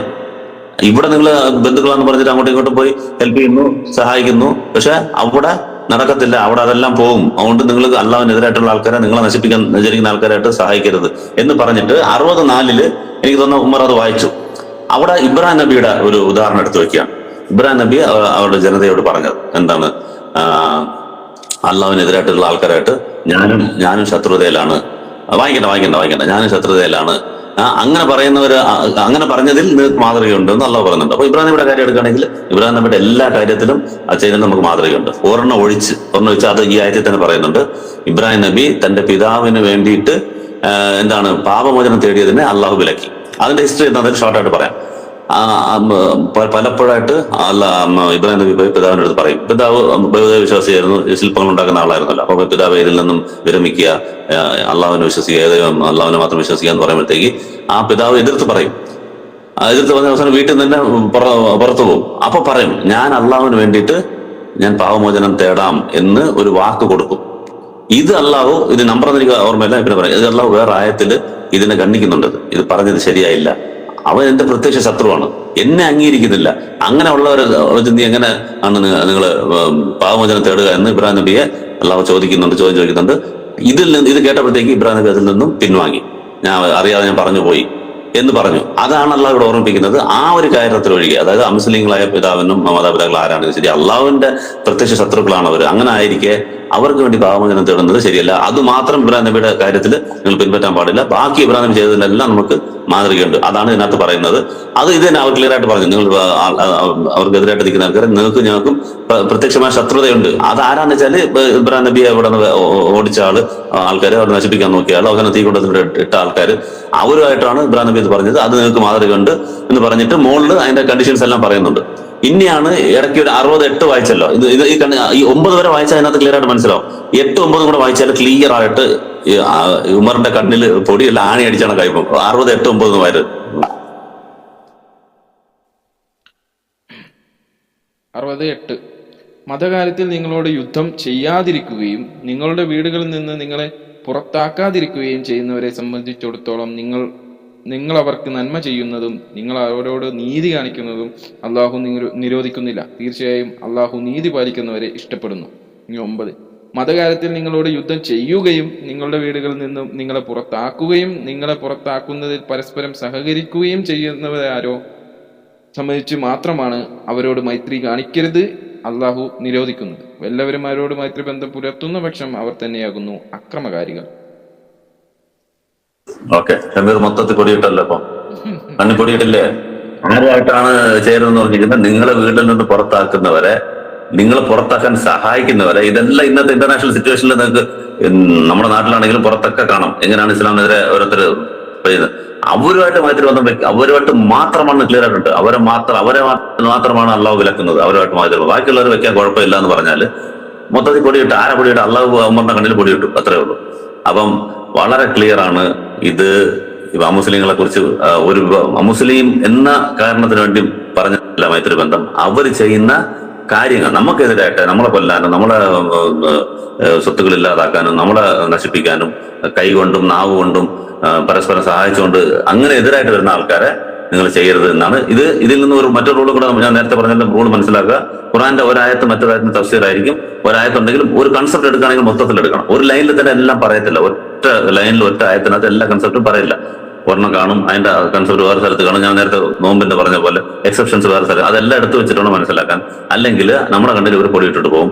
അതാണ് മെയിൻ. ഇനി ഇതുമായിട്ട് ഇപ്പൊ ഒരുപാട് സ്ഥലത്തുണ്ട്. ഇതൊരു സ്ഥലത്ത് മാത്രമല്ല, പല സ്ഥലത്തും നിങ്ങൾ മൈത്രി ബന്ധം പാലിക്കരുന്നുണ്ട്. അതിനെല്ലാം ഈ കണ്ടീഷൻ അപ്ലൈ ആവും. 2 ആയത്തും കൂടെ വായിച്ചു കഴിഞ്ഞാൽ ഒന്നുകൂടെ ക്ലിയർ ആവും. 5:57 ഒന്ന് വായിച്ചേ ഷമീറ.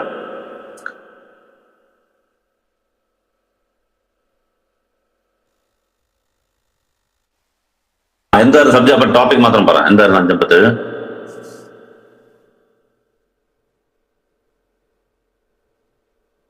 അന്ന് വായിച്ചിട്ട്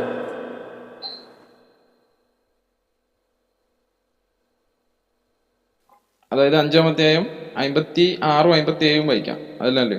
വല്ലവനും അള്ളാഹുയെയും അവന്റെ ദൂതനെയും സത്യവിശ്വാസികളെയും മിത്രങ്ങളായി സ്വീകരിക്കുന്നുവെങ്കിൽ തീർച്ചയായും അള്ളാഹുവിന്റെ കക്ഷി തന്നെയാണ് വിജയം നേടുന്നവർ. ഞാൻ കഴിഞ്ഞിട്ട് 57. സത്യവിശ്വാസികളെ, നിങ്ങൾക്ക് മുമ്പ് വേദം നൽകപ്പെട്ടവരിൽ നിന്ന് നിങ്ങളുടെ മതത്തെ തമാശയും വിനോദവുമാക്കി തീർത്തവരെയും സത്യനിഷേധികളെയും നിങ്ങൾ ഉറ്റമിത്രങ്ങളായി സ്വീകരിക്കരുത്. നിങ്ങൾ സത്യവിശ്വാസികളാണെങ്കിൽ അള്ളാഹുവിനെ സൂക്ഷിക്കുവിൻ. ഞാൻ കഴിഞ്ഞിട്ട് ഒറ്റ മിനിറ്റ് കൂടി. നിങ്ങൾ നമസ്കാരത്തിനായി വിളിച്ചാൽ അവരതിനെ ഒരു തമാശയും വിനോദ വിഷയവുമാക്കി തീർക്കുന്നു. അവർ ചിന്തിച്ചു മനസ്സിലാക്കാത്ത ഒരു ജനവിഭാഗമായതുകൊണ്ടത്രേ അത്. അപ്പൊ ഇന്ന് ക്ലബ് ഹൗസിൽ നോക്കിക്കഴിഞ്ഞാൽ ക്രിസ്ത്യാനികൾ എത്രത്തോളം മോശമായിട്ടാണ് നമ്മുടെ ആരാധനകളെയും മറ്റ് കറക്റ്റ് പെരുന്നാളായി കഴിഞ്ഞാൽ അതിനെ അവഹേളിക്കും. ഓരോന്ന് വരുമ്പോ അവഹേളിക്കും. മൊത്തത്തില് ഈ നേർക്ക് നേരെ നമ്മൾ കാണുകയാണ്. അത് അന്നും ഉണ്ടായിരുന്നെന്നാണ് മനസ്സിലാക്കേണ്ടത്. ഇങ്ങനത്തുള്ള ആൾക്കാർ അന്നും ഉണ്ടായിരുന്നു. അവരായിട്ട് പോയി അച്ഛൻ കുഞ്ഞായിട്ട് ആരെങ്കിലും മൈത്രി ബന്ധം വെക്കുമോ? അത് തന്നെ എവിടെയും പറയുന്നത്. അതും എനിക്ക് തോന്നുന്നു അതും വായിച്ചു. യഹൂദ ക്രൈസ്തവരോട് നിങ്ങൾ വെക്കരുത്. അത് ഏത് യഹൂദ ക്രൈസ്തവരാണ് ഇങ്ങനെയുള്ള യഹൂദ ക്രൈസ്തവർ? വേറെ ചിലർ ക്രിസ്ത്യാനികൾ നല്ല ആൾക്കാരാന്ന് പറയുന്ന ആയതുകൊണ്ട് 5:82 വായിച്ചേ, ഖുറാന്റെ 5:82.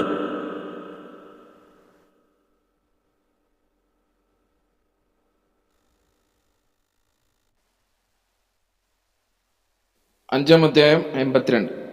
ജനങ്ങളിൽ സത്യവിശ്വാസികളോട് ഏറ്റവും കടുത്ത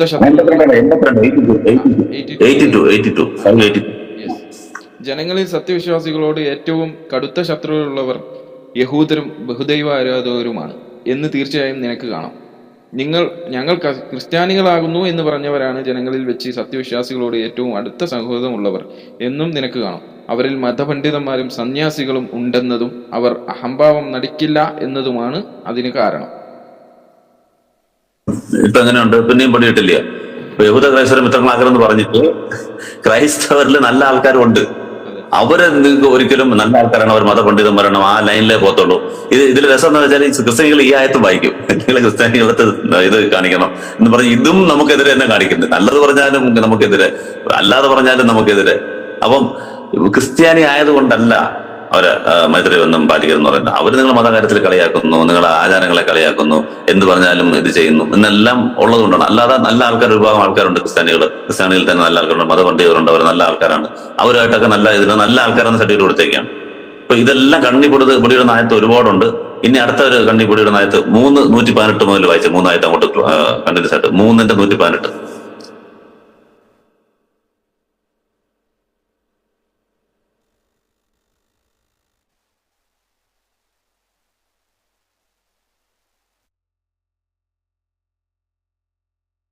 അതെ.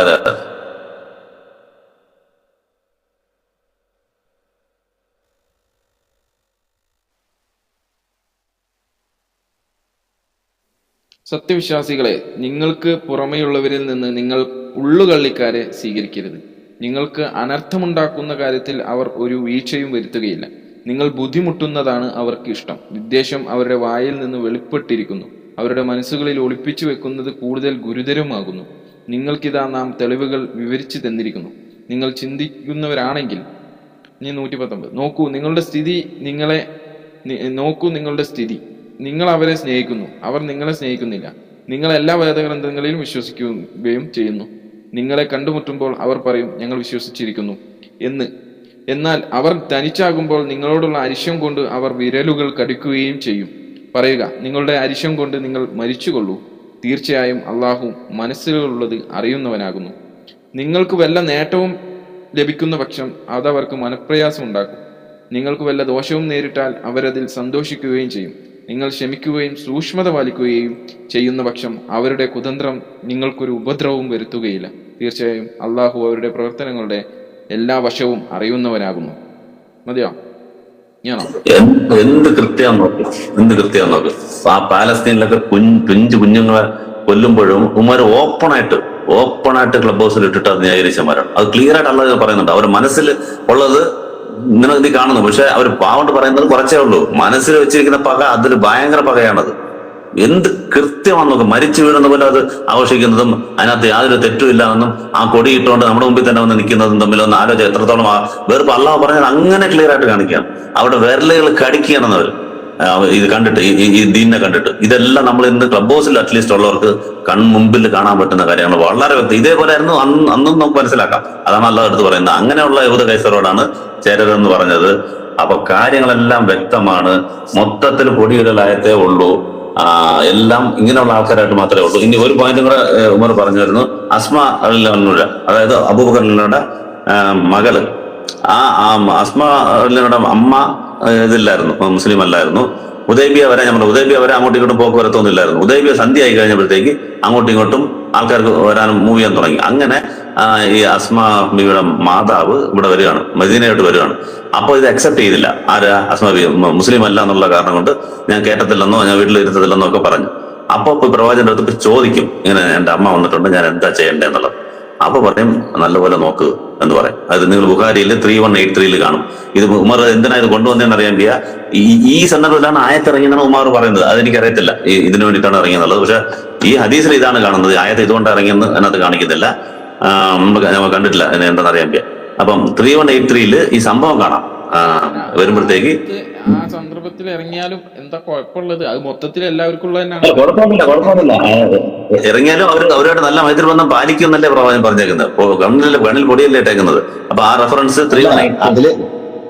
അതില് പറയണ എന്താന്ന് വെച്ചിട്ടുണ്ടെങ്കിൽ മാതാപിതാക്കളെ നല്ല രീതിയിൽ നോക്കണമെന്നാണ് അതിൽ പറഞ്ഞേക്കുന്നത്. ആയത്തിറങ്ങിയേക്കുന്നത് അസ്മാ റളിയല്ലാഹു അൻഹ ഇങ്ങനെ ഒരു കാര്യം ചെയ്തപ്പോ അള്ളാഹു അത് തിരുത്തേണ്.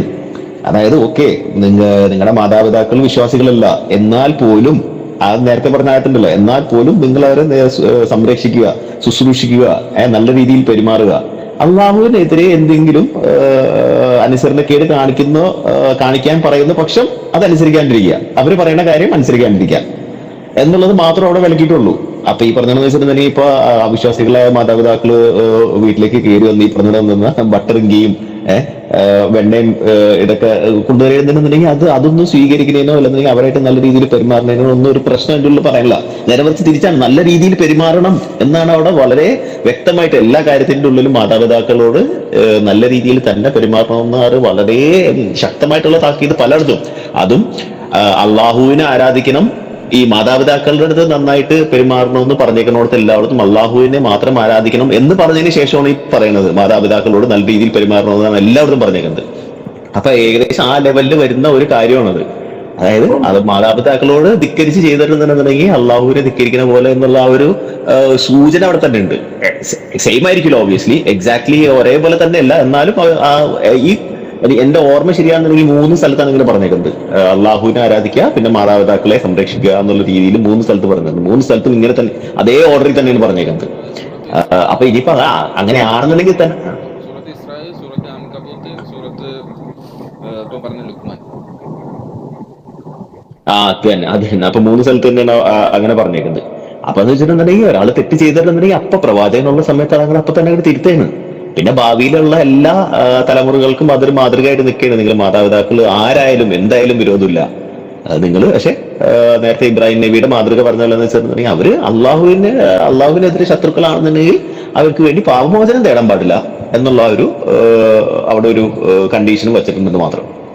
അപ്പം അമുസ്ലിങ്ങളായ മാതാപിതാക്കളോട് നല്ല രീതിയിൽ പെരുമാറാന്ന് പറഞ്ഞാൽ കണ്ണിപ്പൊടിയോടെയല്ലേ അത് നിങ്ങൾ? അതാണ് ഉമർ ചോദിക്കുന്നത്. അതെങ്ങനെ പറ്റും? ഇസ്ലാം എന്ന് പറഞ്ഞാൽ ഒന്നും പാടില്ല, നല്ല കാര്യം ഒന്നും ചെയ്യാൻ പാടില്ല. അതാണ് മുസ്ലിം മാതാപിതാക്കളോട് be good to your mother എന്നാണ് പറയുന്നത് ബുഖാരി 3183. അത് പറഞ്ഞ കണ്ണിപ്പൊടിയില്ലതാണ്. അത് ഉമറിനെ സംബന്ധിച്ചിടത്തോളം. പിന്നെ ഈ നിങ്ങൾ പറഞ്ഞ 2 നേരത്തെ ഷമീർ വായിച്ചത് ഖുർആന്റെ 29:8, 31, 16, 15 നിങ്ങൾ മുസ്ലിങ്ങളെ മാതാപിതാക്കളാണെങ്കിൽ അവരോട് നല്ല രീതിയിൽ പെരുമാറുക. അതായത് ഈ ഇഹലോക കാര്യത്തിൽ അവർക്ക് നല്ലപോലെ അവരെ സ്നേഹത്തോടെ സംസാരിക്കുക, അവർക്ക് ഡ്രസ്സ് വാങ്ങിച്ചു കൊടുക്കുക, നല്ല ആഹാരങ്ങൾ കൊടുക്കുക, അത് പ്രശ്നമല്ല. അള്ളാഹുവിനെതിരായിട്ട് ചെയ്യാൻ പറഞ്ഞാൽ നിങ്ങൾ അത് ചെയ്യരുത്. അത് ആക്ച്വലി ഉമറിന് തെറ്റിയതാ. ആ സംഭവം ഈ 29:8 അത് വരുന്നത്. ആ സംഭവം എന്താണെന്ന് വെച്ചാൽ സാദ് ബിൻ അബി വക്കാസ് എന്ന് പറഞ്ഞൊരു സഹാബി ഉണ്ടായിരുന്നു. ആ സഹാബിയുടെ മാതാവ് എന്ത് ചെയ്യുന്ന വെച്ചാല് സാദ് നീ മുസ്ലിം ഇസ്ലാം വിട്ടേ പറ്റൂ, അല്ലെങ്കിൽ ഞാൻ കഴിക്കത്തില്ല, ആഹാരം കഴിക്കത്തില്ല എന്ന് പറഞ്ഞിട്ട് 3 ദിവസം ആഹാരം കഴിക്കാതെ പട്ടിണി കിടക്കും, ഇസ്ലാം വിട്ട് വരണമെന്ന് പറഞ്ഞ്. ഇത് ഓടി വന്നിട്ട് പ്രവാചകന്റെ അടുത്ത് ചോദിക്കും ഇങ്ങനെ പറയുന്നതല്ല. അപ്പോഴാണ് ഈ ആയത്ത് ഇറങ്ങുന്നത്. ഏത് ഖുറാന്റെ 29:8 ഇറങ്ങുന്നത്. എനിക്ക് തോന്നുന്നു ഉമറിനെ തെറ്റി അസ്മാബിയുടെ കാര്യം പറഞ്ഞത്. ഇതാണ് സംഭവം. സാദ് ബിൻ അബി വക്കാസിന്റെ കേസിലാണ് ആയത്ത് ഇറങ്ങുന്നത്. അതിന്റെ റെഫറൻസ് നോക്കണമെങ്കിൽ മുസ്ലിം 1748C അതിൽ കണ്ടാൽ അറിയാം ഈ സംഭവം. ഈ 3 ദിവസം ആഹാരം കഴിക്കാത്തത് അത് പറയുന്നത് നിന്റെ ബുക്കിൽ എഴുതിയിട്ടുണ്ട്. മാതാപിതാക്കൾ പറഞ്ഞ് അനുസരിക്കണം. അത് കോട്ട് ചെയ്തിട്ടാണ് പറയുന്നത്. ഞാൻ കഴിക്കത്തില്ല, ഇസ്ലാം വിടാൻ. അതിന് ആൻസർ ആയിട്ടാണ് അല്ലാഹ് പറയുന്നത്. ഇല്ല, അള്ളാഹുവിനെതിരായിട്ട് എന്തെങ്കിലും ചെയ്യാൻ പറഞ്ഞാൽ അത് നിങ്ങൾ കേൾക്കണ്ട. ബാക്കിയുള്ള കാര്യങ്ങൾ നിങ്ങളോട് ചേർന്ന് നിൽക്കുക. വളരെ വ്യക്തമാണ്. ശരിക്കും കണ്ണിൽ പൊട്ടിക്കുന്ന സംഭവം തന്നെയാണിത്. ഓക്കെ. ഇപ്പം എനിക്ക് തോന്നുന്നു അത് പറഞ്ഞെല്ലാം ഇതായി എന്താണ് കവർ ചെയ്തിട്ടുണ്ട്. ഇനി കണ്ണിപ്പൊടിയിടലല്ല എന്നുള്ളതിന് ഞാൻ ഫാസ്റ്റായിട്ട് ഒരു 5 മിനിറ്റിനകത്ത് പ്രാക്ടിക്കലായിട്ട് പ്രവാചകൻ എങ്ങനെ നടന്നു എന്നുള്ളത് കാണിക്കണം. അതാണല്ലോ ഏറ്റവും കൂടുതൽ നമുക്ക് ഇതായിട്ട് വരിക. ഫാസ്റ്റായിട്ട് പറഞ്ഞു പോവാം. ഇപ്പൊ അവർ പറയുന്നത് അമുസ്ലിങ്ങളായിട്ട് മൈത്രി ബന്ധം പാടില്ല, അങ്ങനെയാണ് ഇങ്ങനെയാണെന്ന് പറയുന്നത്. അപ്പൊ ഞാൻ പറയുന്നത് മദീനയിൽ ജൂതന്മാരുണ്ടായിരുന്നോ ഇല്ലയോ? പ്രവാചകൻ ഉള്ളിടത്തോളം കാലം മദീനയിൽ ജൂതന്മാരുണ്ടായിരുന്നു. ആരാണോ രാഷ്ട്രത്തിനെതിരെ പ്രവർത്തിച്ചത്, ആരാണോ മറ്റേ കക്ഷിയുടെ എനിമീസുമായിട്ട് കൂട്ടിച്ചേർന്ന് മദീനയെ ആക്രമിക്കാൻ വന്നവരെ അവരെ പുറത്താക്കിയിട്ടുണ്ട്. അല്ലാത്തവരെ ഒരു പ്രശ്നമില്ലാതെ നല്ല വണ്ണം ഇത് തന്നെ 1 മണിക്കൂർ പറയാനുണ്ട്. എന്തായാലും ഞാൻ ഒരു ഫാസ്റ്റായിട്ട് 5 മിനിറ്റിനകത്ത് തീർക്കാം. അതിലൊരു എന്താ വെച്ചാല് പ്രവാചകൻ ഒരു സഹായി അനസ് എന്നുള്ളത് അറിയാം എല്ലാവർക്കും. അനസ് 10 വയസ്സിന് തന്നെ കൂടെ തന്നെ ഉണ്ടായിരുന്നല്ലോ, അവസാനം വരെയും കൂടെ ഉണ്ടായിരുന്ന സഹായിയാണ് അനസ് അല്ലല്ലോ. അതേപോലെ മറ്റൊരു സഹായി ഉണ്ടായിരുന്നു, അത് ജൂതബാലനായിരുന്നു. ഒന്ന് ആലോചിച്ച് നോക്കണം, ഒരു ജൂതബാലൻ പ്രവാചകന്റെ സഹായിയായിരുന്നു. ഇതിനെ നിങ്ങൾ എന്ത് പറയും? ഇത് പൊടിയിടലാണോ? ഇത് മൈത്രിബന്ധം പാലിക്കില്ല എന്ന് പറയുന്നു. അവിടെ ജൂതന്മാര് പല എതിർത്ത് നിൽക്കുന്നു, യുദ്ധ സാഹചര്യം നടക്കുന്നു. ഈ ജൂതന്റെ പിതാവ് അവിടെ താമസിച്ചിട്ടുണ്ട്, കുടുംബമായിട്ട് അവിടെ ഉണ്ട്. ഇവരെങ്ങനെ പോയി അപ്പുറത്ത് പറഞ്ഞു കൊടുത്താലോ? അതൊന്നുമില്ല. സഹായം എന്ന് പറഞ്ഞാൽ തൊട്ടടുത്ത് കാണും, കൂടെ തന്നെ എല്ലാ രഹസ്യങ്ങളും അറിയായിരിക്കും. അങ്ങനെ ആ ഒരു പോസ്റ്റിലേക്ക് ഒരു ജൂതബാലനെ വെച്ചു. ഞാൻ ജൂതബാലന്റെ സംഭവം പറഞ്ഞുകൊണ്ട് ഞാൻ എന്റെ ഒരു കഥയും കൂടെ പറയാം. എന്റെ സംഭവം അതല്ല, സംഭവം കൂടെ പറയാം. ഇത് ബുഖാരി 1356 കാണാം. സംഭവം എന്താണെന്ന് വെച്ചാല് ഈ സഹായി ജൂതബാലൻ ഉണ്ടായിരുന്നല്ലോ, ഈ കുറെ നാൾ ഈ പയ്യനെ കാണത്തില്ല, സുഖമില്ലാതെ കിടക്കും. അപ്പം പ്രവാചകൻ അങ്ങോട്ട് പോകും. ഇതെല്ലാം ഓരോ സ്റ്റേജും കണ്ണിപ്പൊടിയുന്നിടന്ന് കാണാം കേട്ടോ. ഓരോന്നും കണ്ണിപ്പൊടിയിൽ ഇടലാണ് ഇതെല്ലാം. ഒരു പ്രവാചകൻ, ആ മദീനയിലെ ചക്രവർത്തി, ഒരു ന്യൂനപക്ഷമായിട്ട് താമസിക്കുന്ന ആൾക്കാർ ജൂതം, ഇസ്ലാം ആണെങ്കിൽ അവരെപ്പോഴും എല്ലാം കൊല്ലുന്ന ടൈപ്പിലാണ് ഇവരെല്ലാം ചിത്രിച്ച് വെച്ചിരിക്കുന്നത്. ആ ജൂതബാലൻ സഹായമായിട്ട് വയ്ക്കുന്നു. ആ കുറെ നാൾ കാണാത്തപ്പോ സുഖമില്ലാന്ന് അറിഞ്ഞ് നേരെ വീട്ടിലേക്ക് പോവാണ്. ആ ജൂതബാലൻ അവിടെ പോയി കാണുന്നു, ഒരു കൊച്ചു കുട്ടിയെ കാണാനായിട്ട് അവിടെ പോകുന്നു. പോയിട്ട് അവന്റെ കട്ടിലിരിക്കുന്നു. അപ്പോഴത്തേക്ക് അവന് സുഖമില്ല, ശരിക്കും രോഗം നല്ല മൂർച്ഛിച്ചിരിക്കുന്ന സമയം. അപ്പൊ മനസ്സിലായി പ്രവാചകന്, റൈറ്റ്, കുറച്ചുനാൾ പെട്ടെന്ന് തന്നെ നിൽക്കത്തില്ല, എന്റെ ജീവൻ നിൽക്കത്തില്ല എന്നുള്ള മനസ്സിലാകുമ്പോഴത്തേക്ക് ആ സമയത്ത് പറയും, ശ്രദ്ധിക്കണം, ആ സമയത്ത് അവൻ്റെ അടുത്ത് പറയും, നീ മുസ്ലിം ആവുന്നു. അപ്പൊ ഇത്രയും നാൾ ജോലി ചെയ്തിട്ടുണ്ട്, അവൻ്റെ അടുത്ത് നിർബന്ധിക്കുകയോ വാള് കാണിച്ച് മാറ്റുന്നോ ഒന്നും പറഞ്ഞിട്ടില്ല.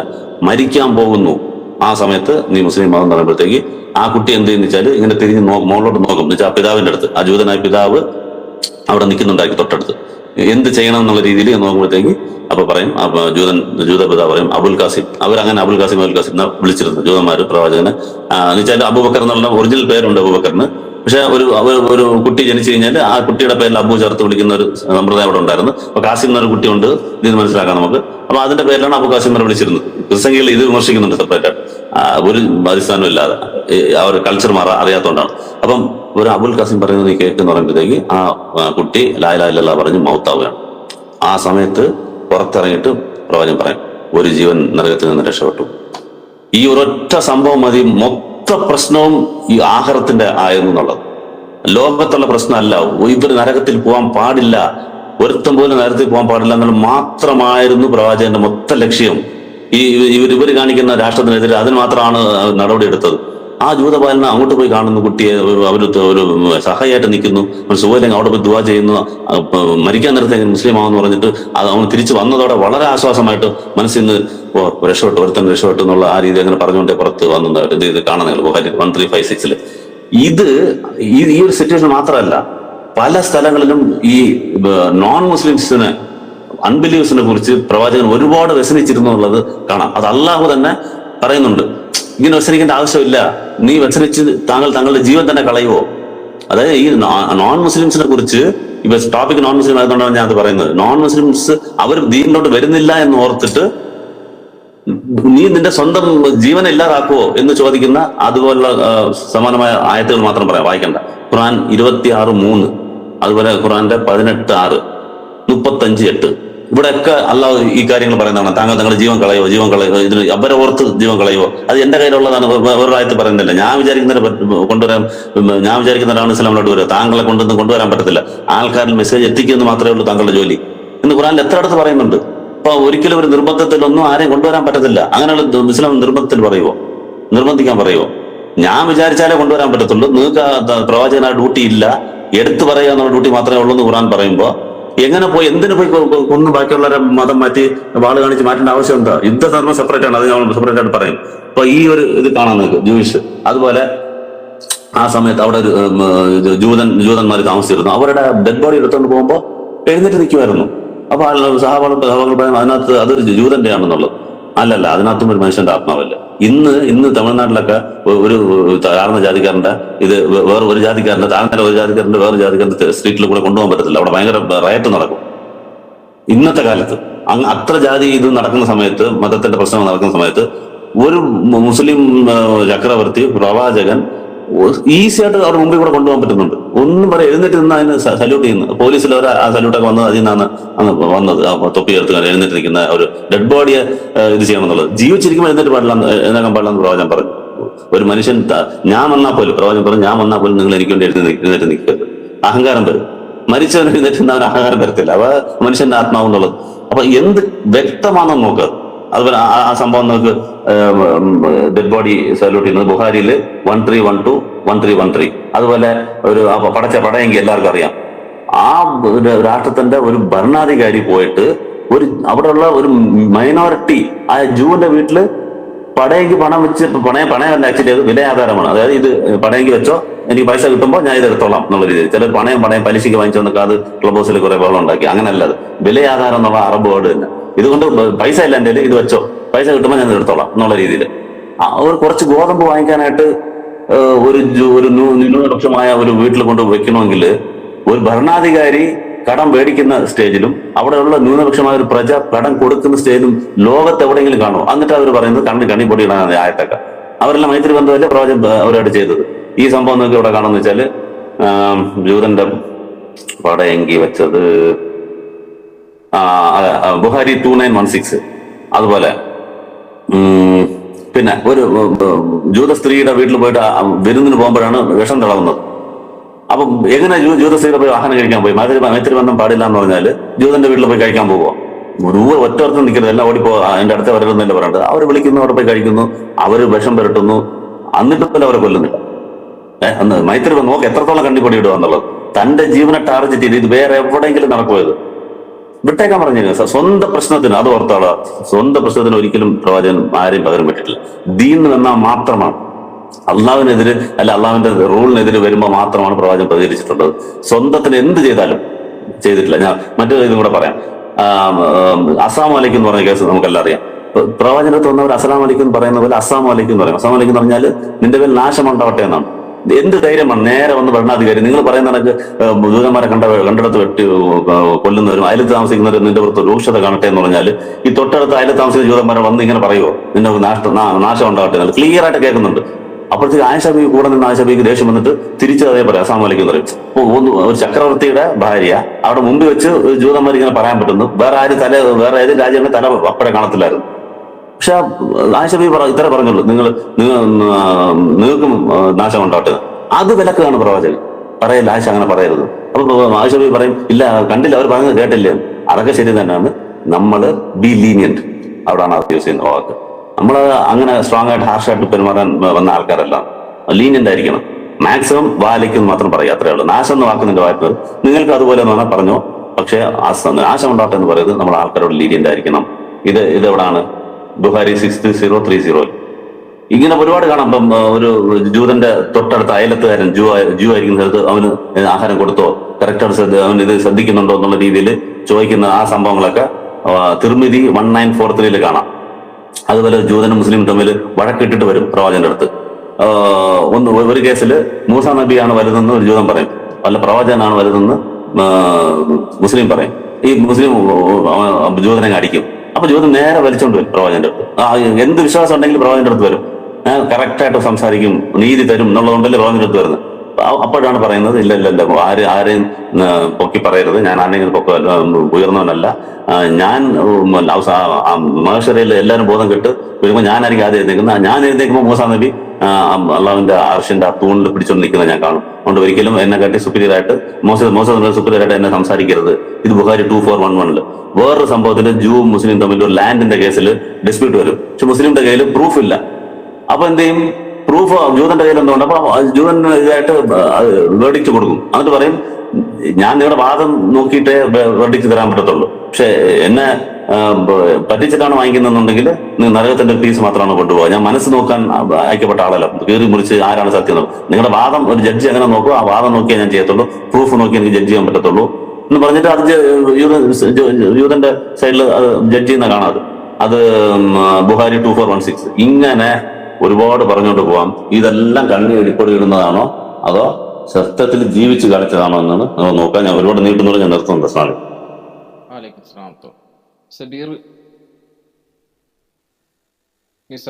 അല്ല, അത് ദിലീപ് വളരെ ക്ലിയർ ആയിട്ടും വളരെ കംപ്ലീറ്റ് ആയിട്ടും പറഞ്ഞ് തീർത്തേക്കുന്ന സംഭവമാണ്. അതിൻ്റെ ഉള്ളിൽ ഞാൻ പറഞ്ഞില്ലേ, ഇതിപ്പോ അവരുടെ ആദ്യത്തെ വീഡിയോ കേട്ടപ്പോ തന്നെ എനിക്ക് സത്യം പറഞ്ഞാൽ ആദ്യം മനസ്സിലായില്ല. കാരണം എന്താണെന്ന് വെച്ചിട്ടുണ്ടെന്നുണ്ടെങ്കിൽ അവര് പറയുന്ന ആ ഒരു ആരോപണത്തിന് അവര് തന്നെ കണ്ണിച്ച് അടുത്ത ആയത്തെടുത്തിട്ടിട്ട് പിന്നെ അവിടെ ക്ലോസ് ആക്കിയാണ്, റൈറ്റ്. പക്ഷെ ഈ പറഞ്ഞതെന്ന് വെച്ചിട്ടുണ്ടെങ്കിൽ അവർ പിന്നെ തെറ്റിദ്ധരിപ്പിക്കാൻ വേണ്ടിയുള്ള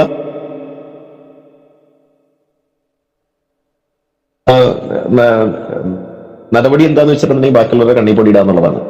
അത് അവർ ചെയ്യുന്ന കാര്യങ്ങൾ മറ്റുള്ളവരുടെ മേത്ത് ആരോപണമായിട്ട് വെക്കലും അവരുടെ ഒരു സ്ഥിരം പരിപാടിയാണ്.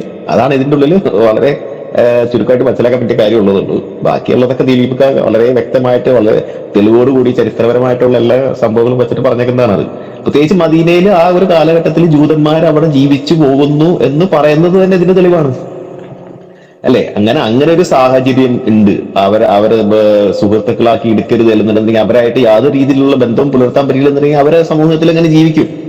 അപ്പൊ ദിലീപൊക്കെ പറഞ്ഞത് വളരെ സ്പെസിഫിക് ആയിട്ട് ഓരോരോ ഇൻസിഡൻസ് എടുത്ത് പറഞ്ഞിട്ടുണ്ട്, ഓരോരോ കാര്യങ്ങൾ, ഓരോരോ ചരിത്ര സംഭവങ്ങൾ എടുത്ത് പറഞ്ഞിട്ടുണ്ടെങ്കിൽ പോലും നമ്മൾ മൊത്തത്തിലൊന്ന് നോക്കിയാൽ മതി. അവിടെ ആ ജൂതന്മാർ അവിടെ നിൽക്കണമെന്നുണ്ടെങ്കിൽ, പ്രത്യേകിച്ച് ഇവർ പറയുന്ന സ്ഥിരം ആരോപണമുണ്ട് ജൂതന്മാരൊക്കെ എപ്പോഴല്ല എന്തെങ്കിലും രീതിയിൽ ഉപദ്രവിക്കാൻ നോക്കുന്നുണ്ടെന്നുണ്ടെങ്കിൽ ഇവര് ജൂതന്മാരായിട്ട് തന്നെ അവിടെ ജീവിച്ചു പോയിക്കൊണ്ടിരുന്ന ആൾക്കാരാണ്. എന്തൊക്കെ സംഭവങ്ങൾ ഇവര് വിമർശനമായിട്ട് പറയുന്ന എല്ലാ സംഭവത്തിന് ശേഷവും അവിടെ ജൂതന്മാര് താമസിച്ചു പോകുന്നുണ്ട്. മൊത്തത്തിൽ എടുക്കുന്നുണ്ടെങ്കിൽ മദീനയിൽ അവിടെ ജൂതന്മാര് താമസിച്ചു പോകുന്നുണ്ട്. അത് തന്നെയല്ല, ഖലീഫന്മാരും ആ രീതിയിലാണ് അവരത് കൈകാര്യം ചെയ്തേക്കുന്നത്. ഇപ്പൊ ഫോർ എക്സാമ്പിൾ എന്റെ പെട്ടെന്നൊരു ഓർമ്മയിൽ എന്ന് വെച്ചിട്ടുണ്ടെങ്കിൽ ഉമറുള്ള അറിഞ്ഞുകൊണ്ട് ഉമർ റളിയല്ലാഹു അൻഹു ഇതേമാരാ ഒരു ജൂതൻ ഇതേമാരാ പ്രായമായിട്ടുള്ളൊരു ജൂതൻ ഇതേമാരെ ഭിക്ഷ തെണ്ടി നടക്കുന്ന ഒരു സമയത്ത് പുള്ളിനെ കണ്ടിട്ട് പറയുന്നു, അതെന്താ ഇങ്ങനെ നടക്കുന്നതെന്ന് വെച്ചാൽ പുള്ളിക്കാരൻ പറഞ്ഞു എനിക്ക് വേറെ നിവർത്തിയില്ല എന്നുള്ള സെറ്റപ്പ് പറഞ്ഞപ്പോൾ പുള്ളിക്കാരൻ പറഞ്ഞു അത് ശരിയാവില്ല, ഈ ഖിലാഫത്തിന്റെ ഏതെങ്കിലും ഒരു അറ്റത്ത് ഒരാൾ പട്ടിണി കിടന്നിട്ടുണ്ടെങ്കിൽ പരലോകത്ത് അതിന് ഞാൻ ഉത്തരം പറയേണ്ടി വരും, നിനക്ക് ഉത്തരവാദി ഞാനാണ് എന്നും പറഞ്ഞുകൊണ്ട് പുള്ളിക്കാരന് പെൻഷൻ ഏർപ്പെടുത്തുന്ന അവിടെ ഒരു ഇസ്ലാമിക് ഭരണഘടനയിൽ നിന്ന് ഒരു ഖജനാവിൽ നിന്ന് ഒരു ജൂതിന് വേണ്ടി പെൻഷൻ നിയമിച്ച് മാതൃക കാണിച്ച ആൾ ഉമർ റളിയല്ലാഹു അൻഹു. ആ ഒരു പേരും വെച്ചുകൊണ്ട് നടക്കുന്ന ടീമാണ് ഇപ്പുറത്തെ ഈ തരത്തിലുള്ള കണ്ണിപ്പൊടി ഒരു ഇതായിട്ട് നടക്കുന്നത്. ഒരു ജീവിത മാർഗമായിട്ട് സ്ഥിരീകരിച്ച് നടക്കുന്ന ഒരു ടീമിനും അതേ പേരാണെന്ന് ആലോചിക്കുമ്പോൾ മാത്രം ഒരു ഇത് തോന്നണുള്ളൂ. അതെ, വളരെ വ്യക്തമാണ് കാര്യങ്ങൾ. നമ്മൾ ക്ലിയർ ആയിട്ട് തന്നെ പറഞ്ഞു. ഇപ്പൊ ഇനി അവരുടെ ഭാഗത്തുനിന്ന് ഇതേപോലെയൊക്കെ ആണെങ്കിൽ അതും നമ്മൾ നിസാർക്ക് തുടക്കത്തിൽ പറഞ്ഞു, നിസാർക്ക് ഒന്ന് കൺക്ലൂഡ് ചെയ്യണം. ഓക്കെ, അതിലെന്താന്ന് പറഞ്ഞാൽ റെഫറൻസ് അടക്കം എല്ലാ കാര്യങ്ങളും യഥാർത്ഥത്തിൽ മാക്സിമം ഒരു വിരുന്ന് തന്നെ യഥാർത്ഥത്തിൽ ദിലീപ് തന്നിട്ടുണ്ട് ആ വിഷയത്തിൽ. പിന്നെയുള്ള നമ്മൾ സബീർ ഇവിടെ പറഞ്ഞു പറഞ്ഞാൽ ജൂതന്മാരെ സംബന്ധിച്ചിടത്തോളം ജൂതന്മാർ അവിടെ ജീവിച്ചിരിക്കുന്ന ഒരു സാഹചര്യം ഉണ്ടാകുമെന്ന് പറഞ്ഞാൽ അതിൽ ഇതിനുള്ള ഉത്തരങ്ങൾ യഥാർത്ഥത്തിൽ ഇവർ തന്നെ വേറെ ചില വിമർശനങ്ങളിൽ പറയുന്നുണ്ട്. ഇവര് യഥാർത്ഥത്തിൽ ഒരു പൊട്ടന്മാരാണ്. ഇവർക്ക് ബുദ്ധി എന്ന് പറയുന്ന ഒരു സാധനം അയലത്തുകൂടി പോയിട്ടില്ല എന്നോ അല്ലെങ്കിൽ ഈ കുബുദ്ധി ഉപയോഗിക്കണം.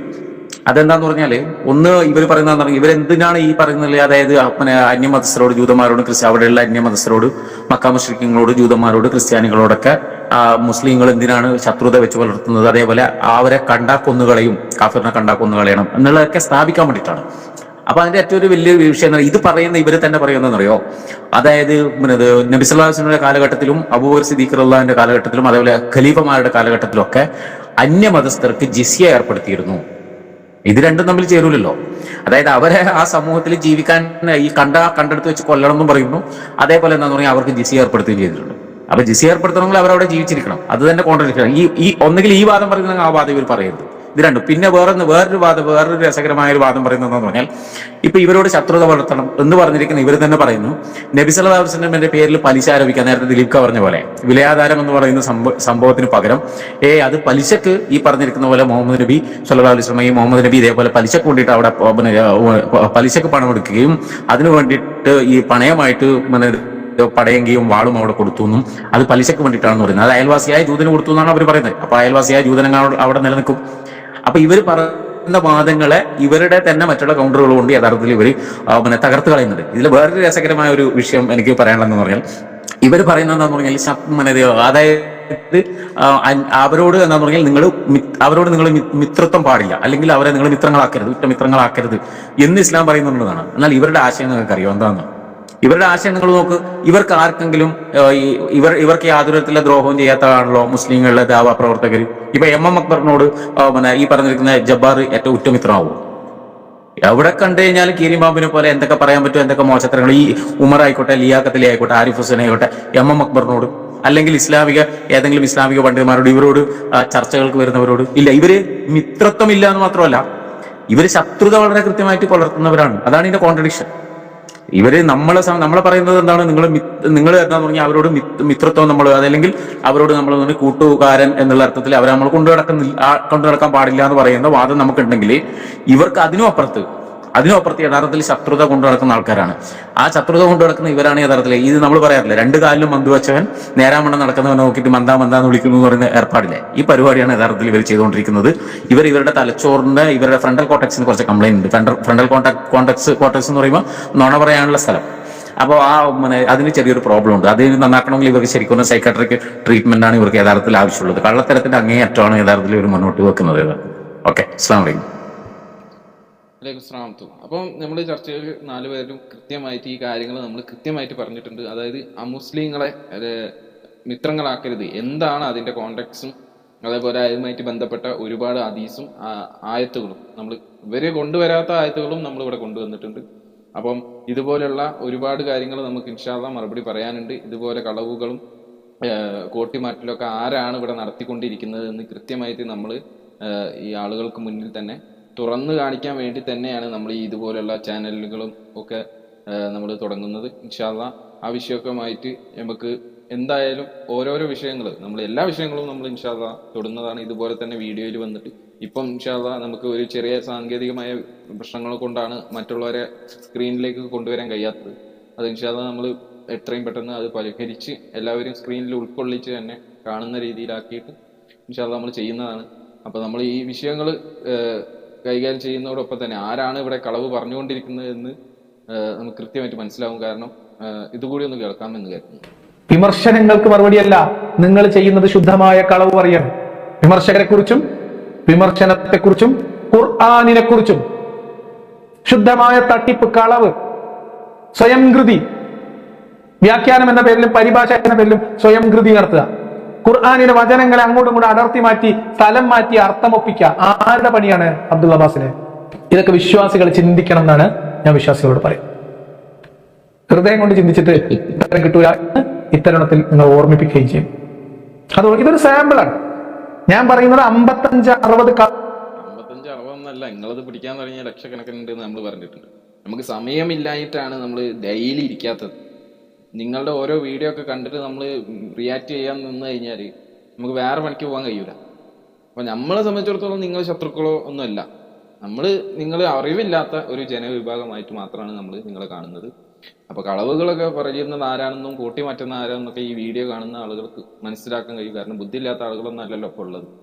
കുറച്ചൊക്കെ ബുദ്ധി യൂസ് ചെയ്ത കാര്യങ്ങൾ മനസ്സിലാവും. അപ്പൊ ഇതാണ് ഈ വിഷയങ്ങളിൽ നമുക്ക് പറയാനുള്ളത്. ഇൻഷാ അല്ലാഹ് നമുക്ക് വീണ്ടും സമീർ ഒന്നിടപെടുന്നു. ഞാനൊരു കാര്യം പറയുന്നു, അതിനൊരു മറുപടി തരണം. അതായത് ഞാൻ ചോദിക്കുന്നത് ഇത്രയേ ഉള്ളൂ. അതായത് നമ്മളെ സംബന്ധിച്ചിടത്തോളം അവരോട് സൗഹൃദം, അതായത് നമ്മൾ നേരത്തെ കുറെ ഉദാഹരണങ്ങൾ പറഞ്ഞു. നമ്മുടെ സാമൂഹ്യ പശ്ചാത്തലത്തിൽ, അതേപോലെ രാജ്യ താല്പര്യപരമായിട്ടുള്ള കാര്യങ്ങളിൽ, അതുകൂടെ നമ്മുടെ വ്യക്തിപരമായ കാര്യങ്ങളിൽ നമുക്ക് എല്ലാവരോടും സൗഹൃദം പറ്റില്ല എന്നുള്ളത് യാഥാർത്ഥ്യമാണ്. അപ്പൊ അത് മാറ്റി വെച്ചാല് രണ്ടാമത്തെ വിഷയം വരുന്നത് എന്താണെന്ന് പറഞ്ഞാൽ ശത്രുത എന്ന് പറയുന്ന വിഷയം.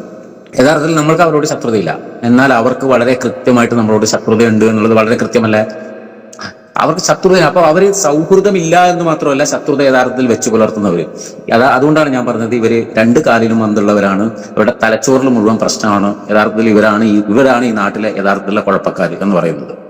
ശരിയല്ലേ ഷമീറിന് എന്ത് തോന്നുന്നു? അതെ അതെ അതെ, നമ്മളെ സംബന്ധിച്ചിടത്തോളം ഇവര് ഇപ്പൊ ഒരു കുഴിയിലേക്ക് വീഴാൻ പോയാൽ നമ്മളൊന്ന് പിടിക്കുന്നു, ആ ഒരു പിടിക്കാൻ ശ്രമിക്കുന്നു എന്ന് മാത്രമേ നമ്മൾ ചെയ്യുന്നു. നമ്മളവരെന്ത് പറഞ്ഞോട്ടെ, ഒന്നും പ്രശ്നമില്ല. നമ്മളെ സംബന്ധിച്ചിടത്തോളം ഇവര് കുറച്ച് വിവരം ഇല്ല, അല്ലെങ്കിൽ ആ ബുദ്ധി യൂസ് ചെയ്യുന്നില്ല എന്ന് മാത്രമേ നമുക്ക് പറയാൻ കഴിയൂ. ഓക്കെ, നമുക്ക് ഈ വീഡിയോ എൻഡ് ചെയ്യാൻ വിചാരിക്കാം അല്ലേ? ഓക്കെ, സമയം കിട്ടുമ്പോൾ ഇൻഷാല്ലാ ഇരിക്കാം. എല്ലാവരും കണ്ടതിൽ സന്തോഷം. അസ്സലാമു അലൈക്കും. ഇനിയും വിളിക്കുക, ഇനിയും നമുക്ക് കൂടാം ഇൻഷാല്ലാ. അസ്സലാമു അലൈക്കും. അൽഹംദുലില്ലാഹി റബ്ബിൽ ആലമീൻ. അസ്സലാമു അലൈക്കും വറഹ്മത്തുള്ളാഹി വബറകാതുഹു.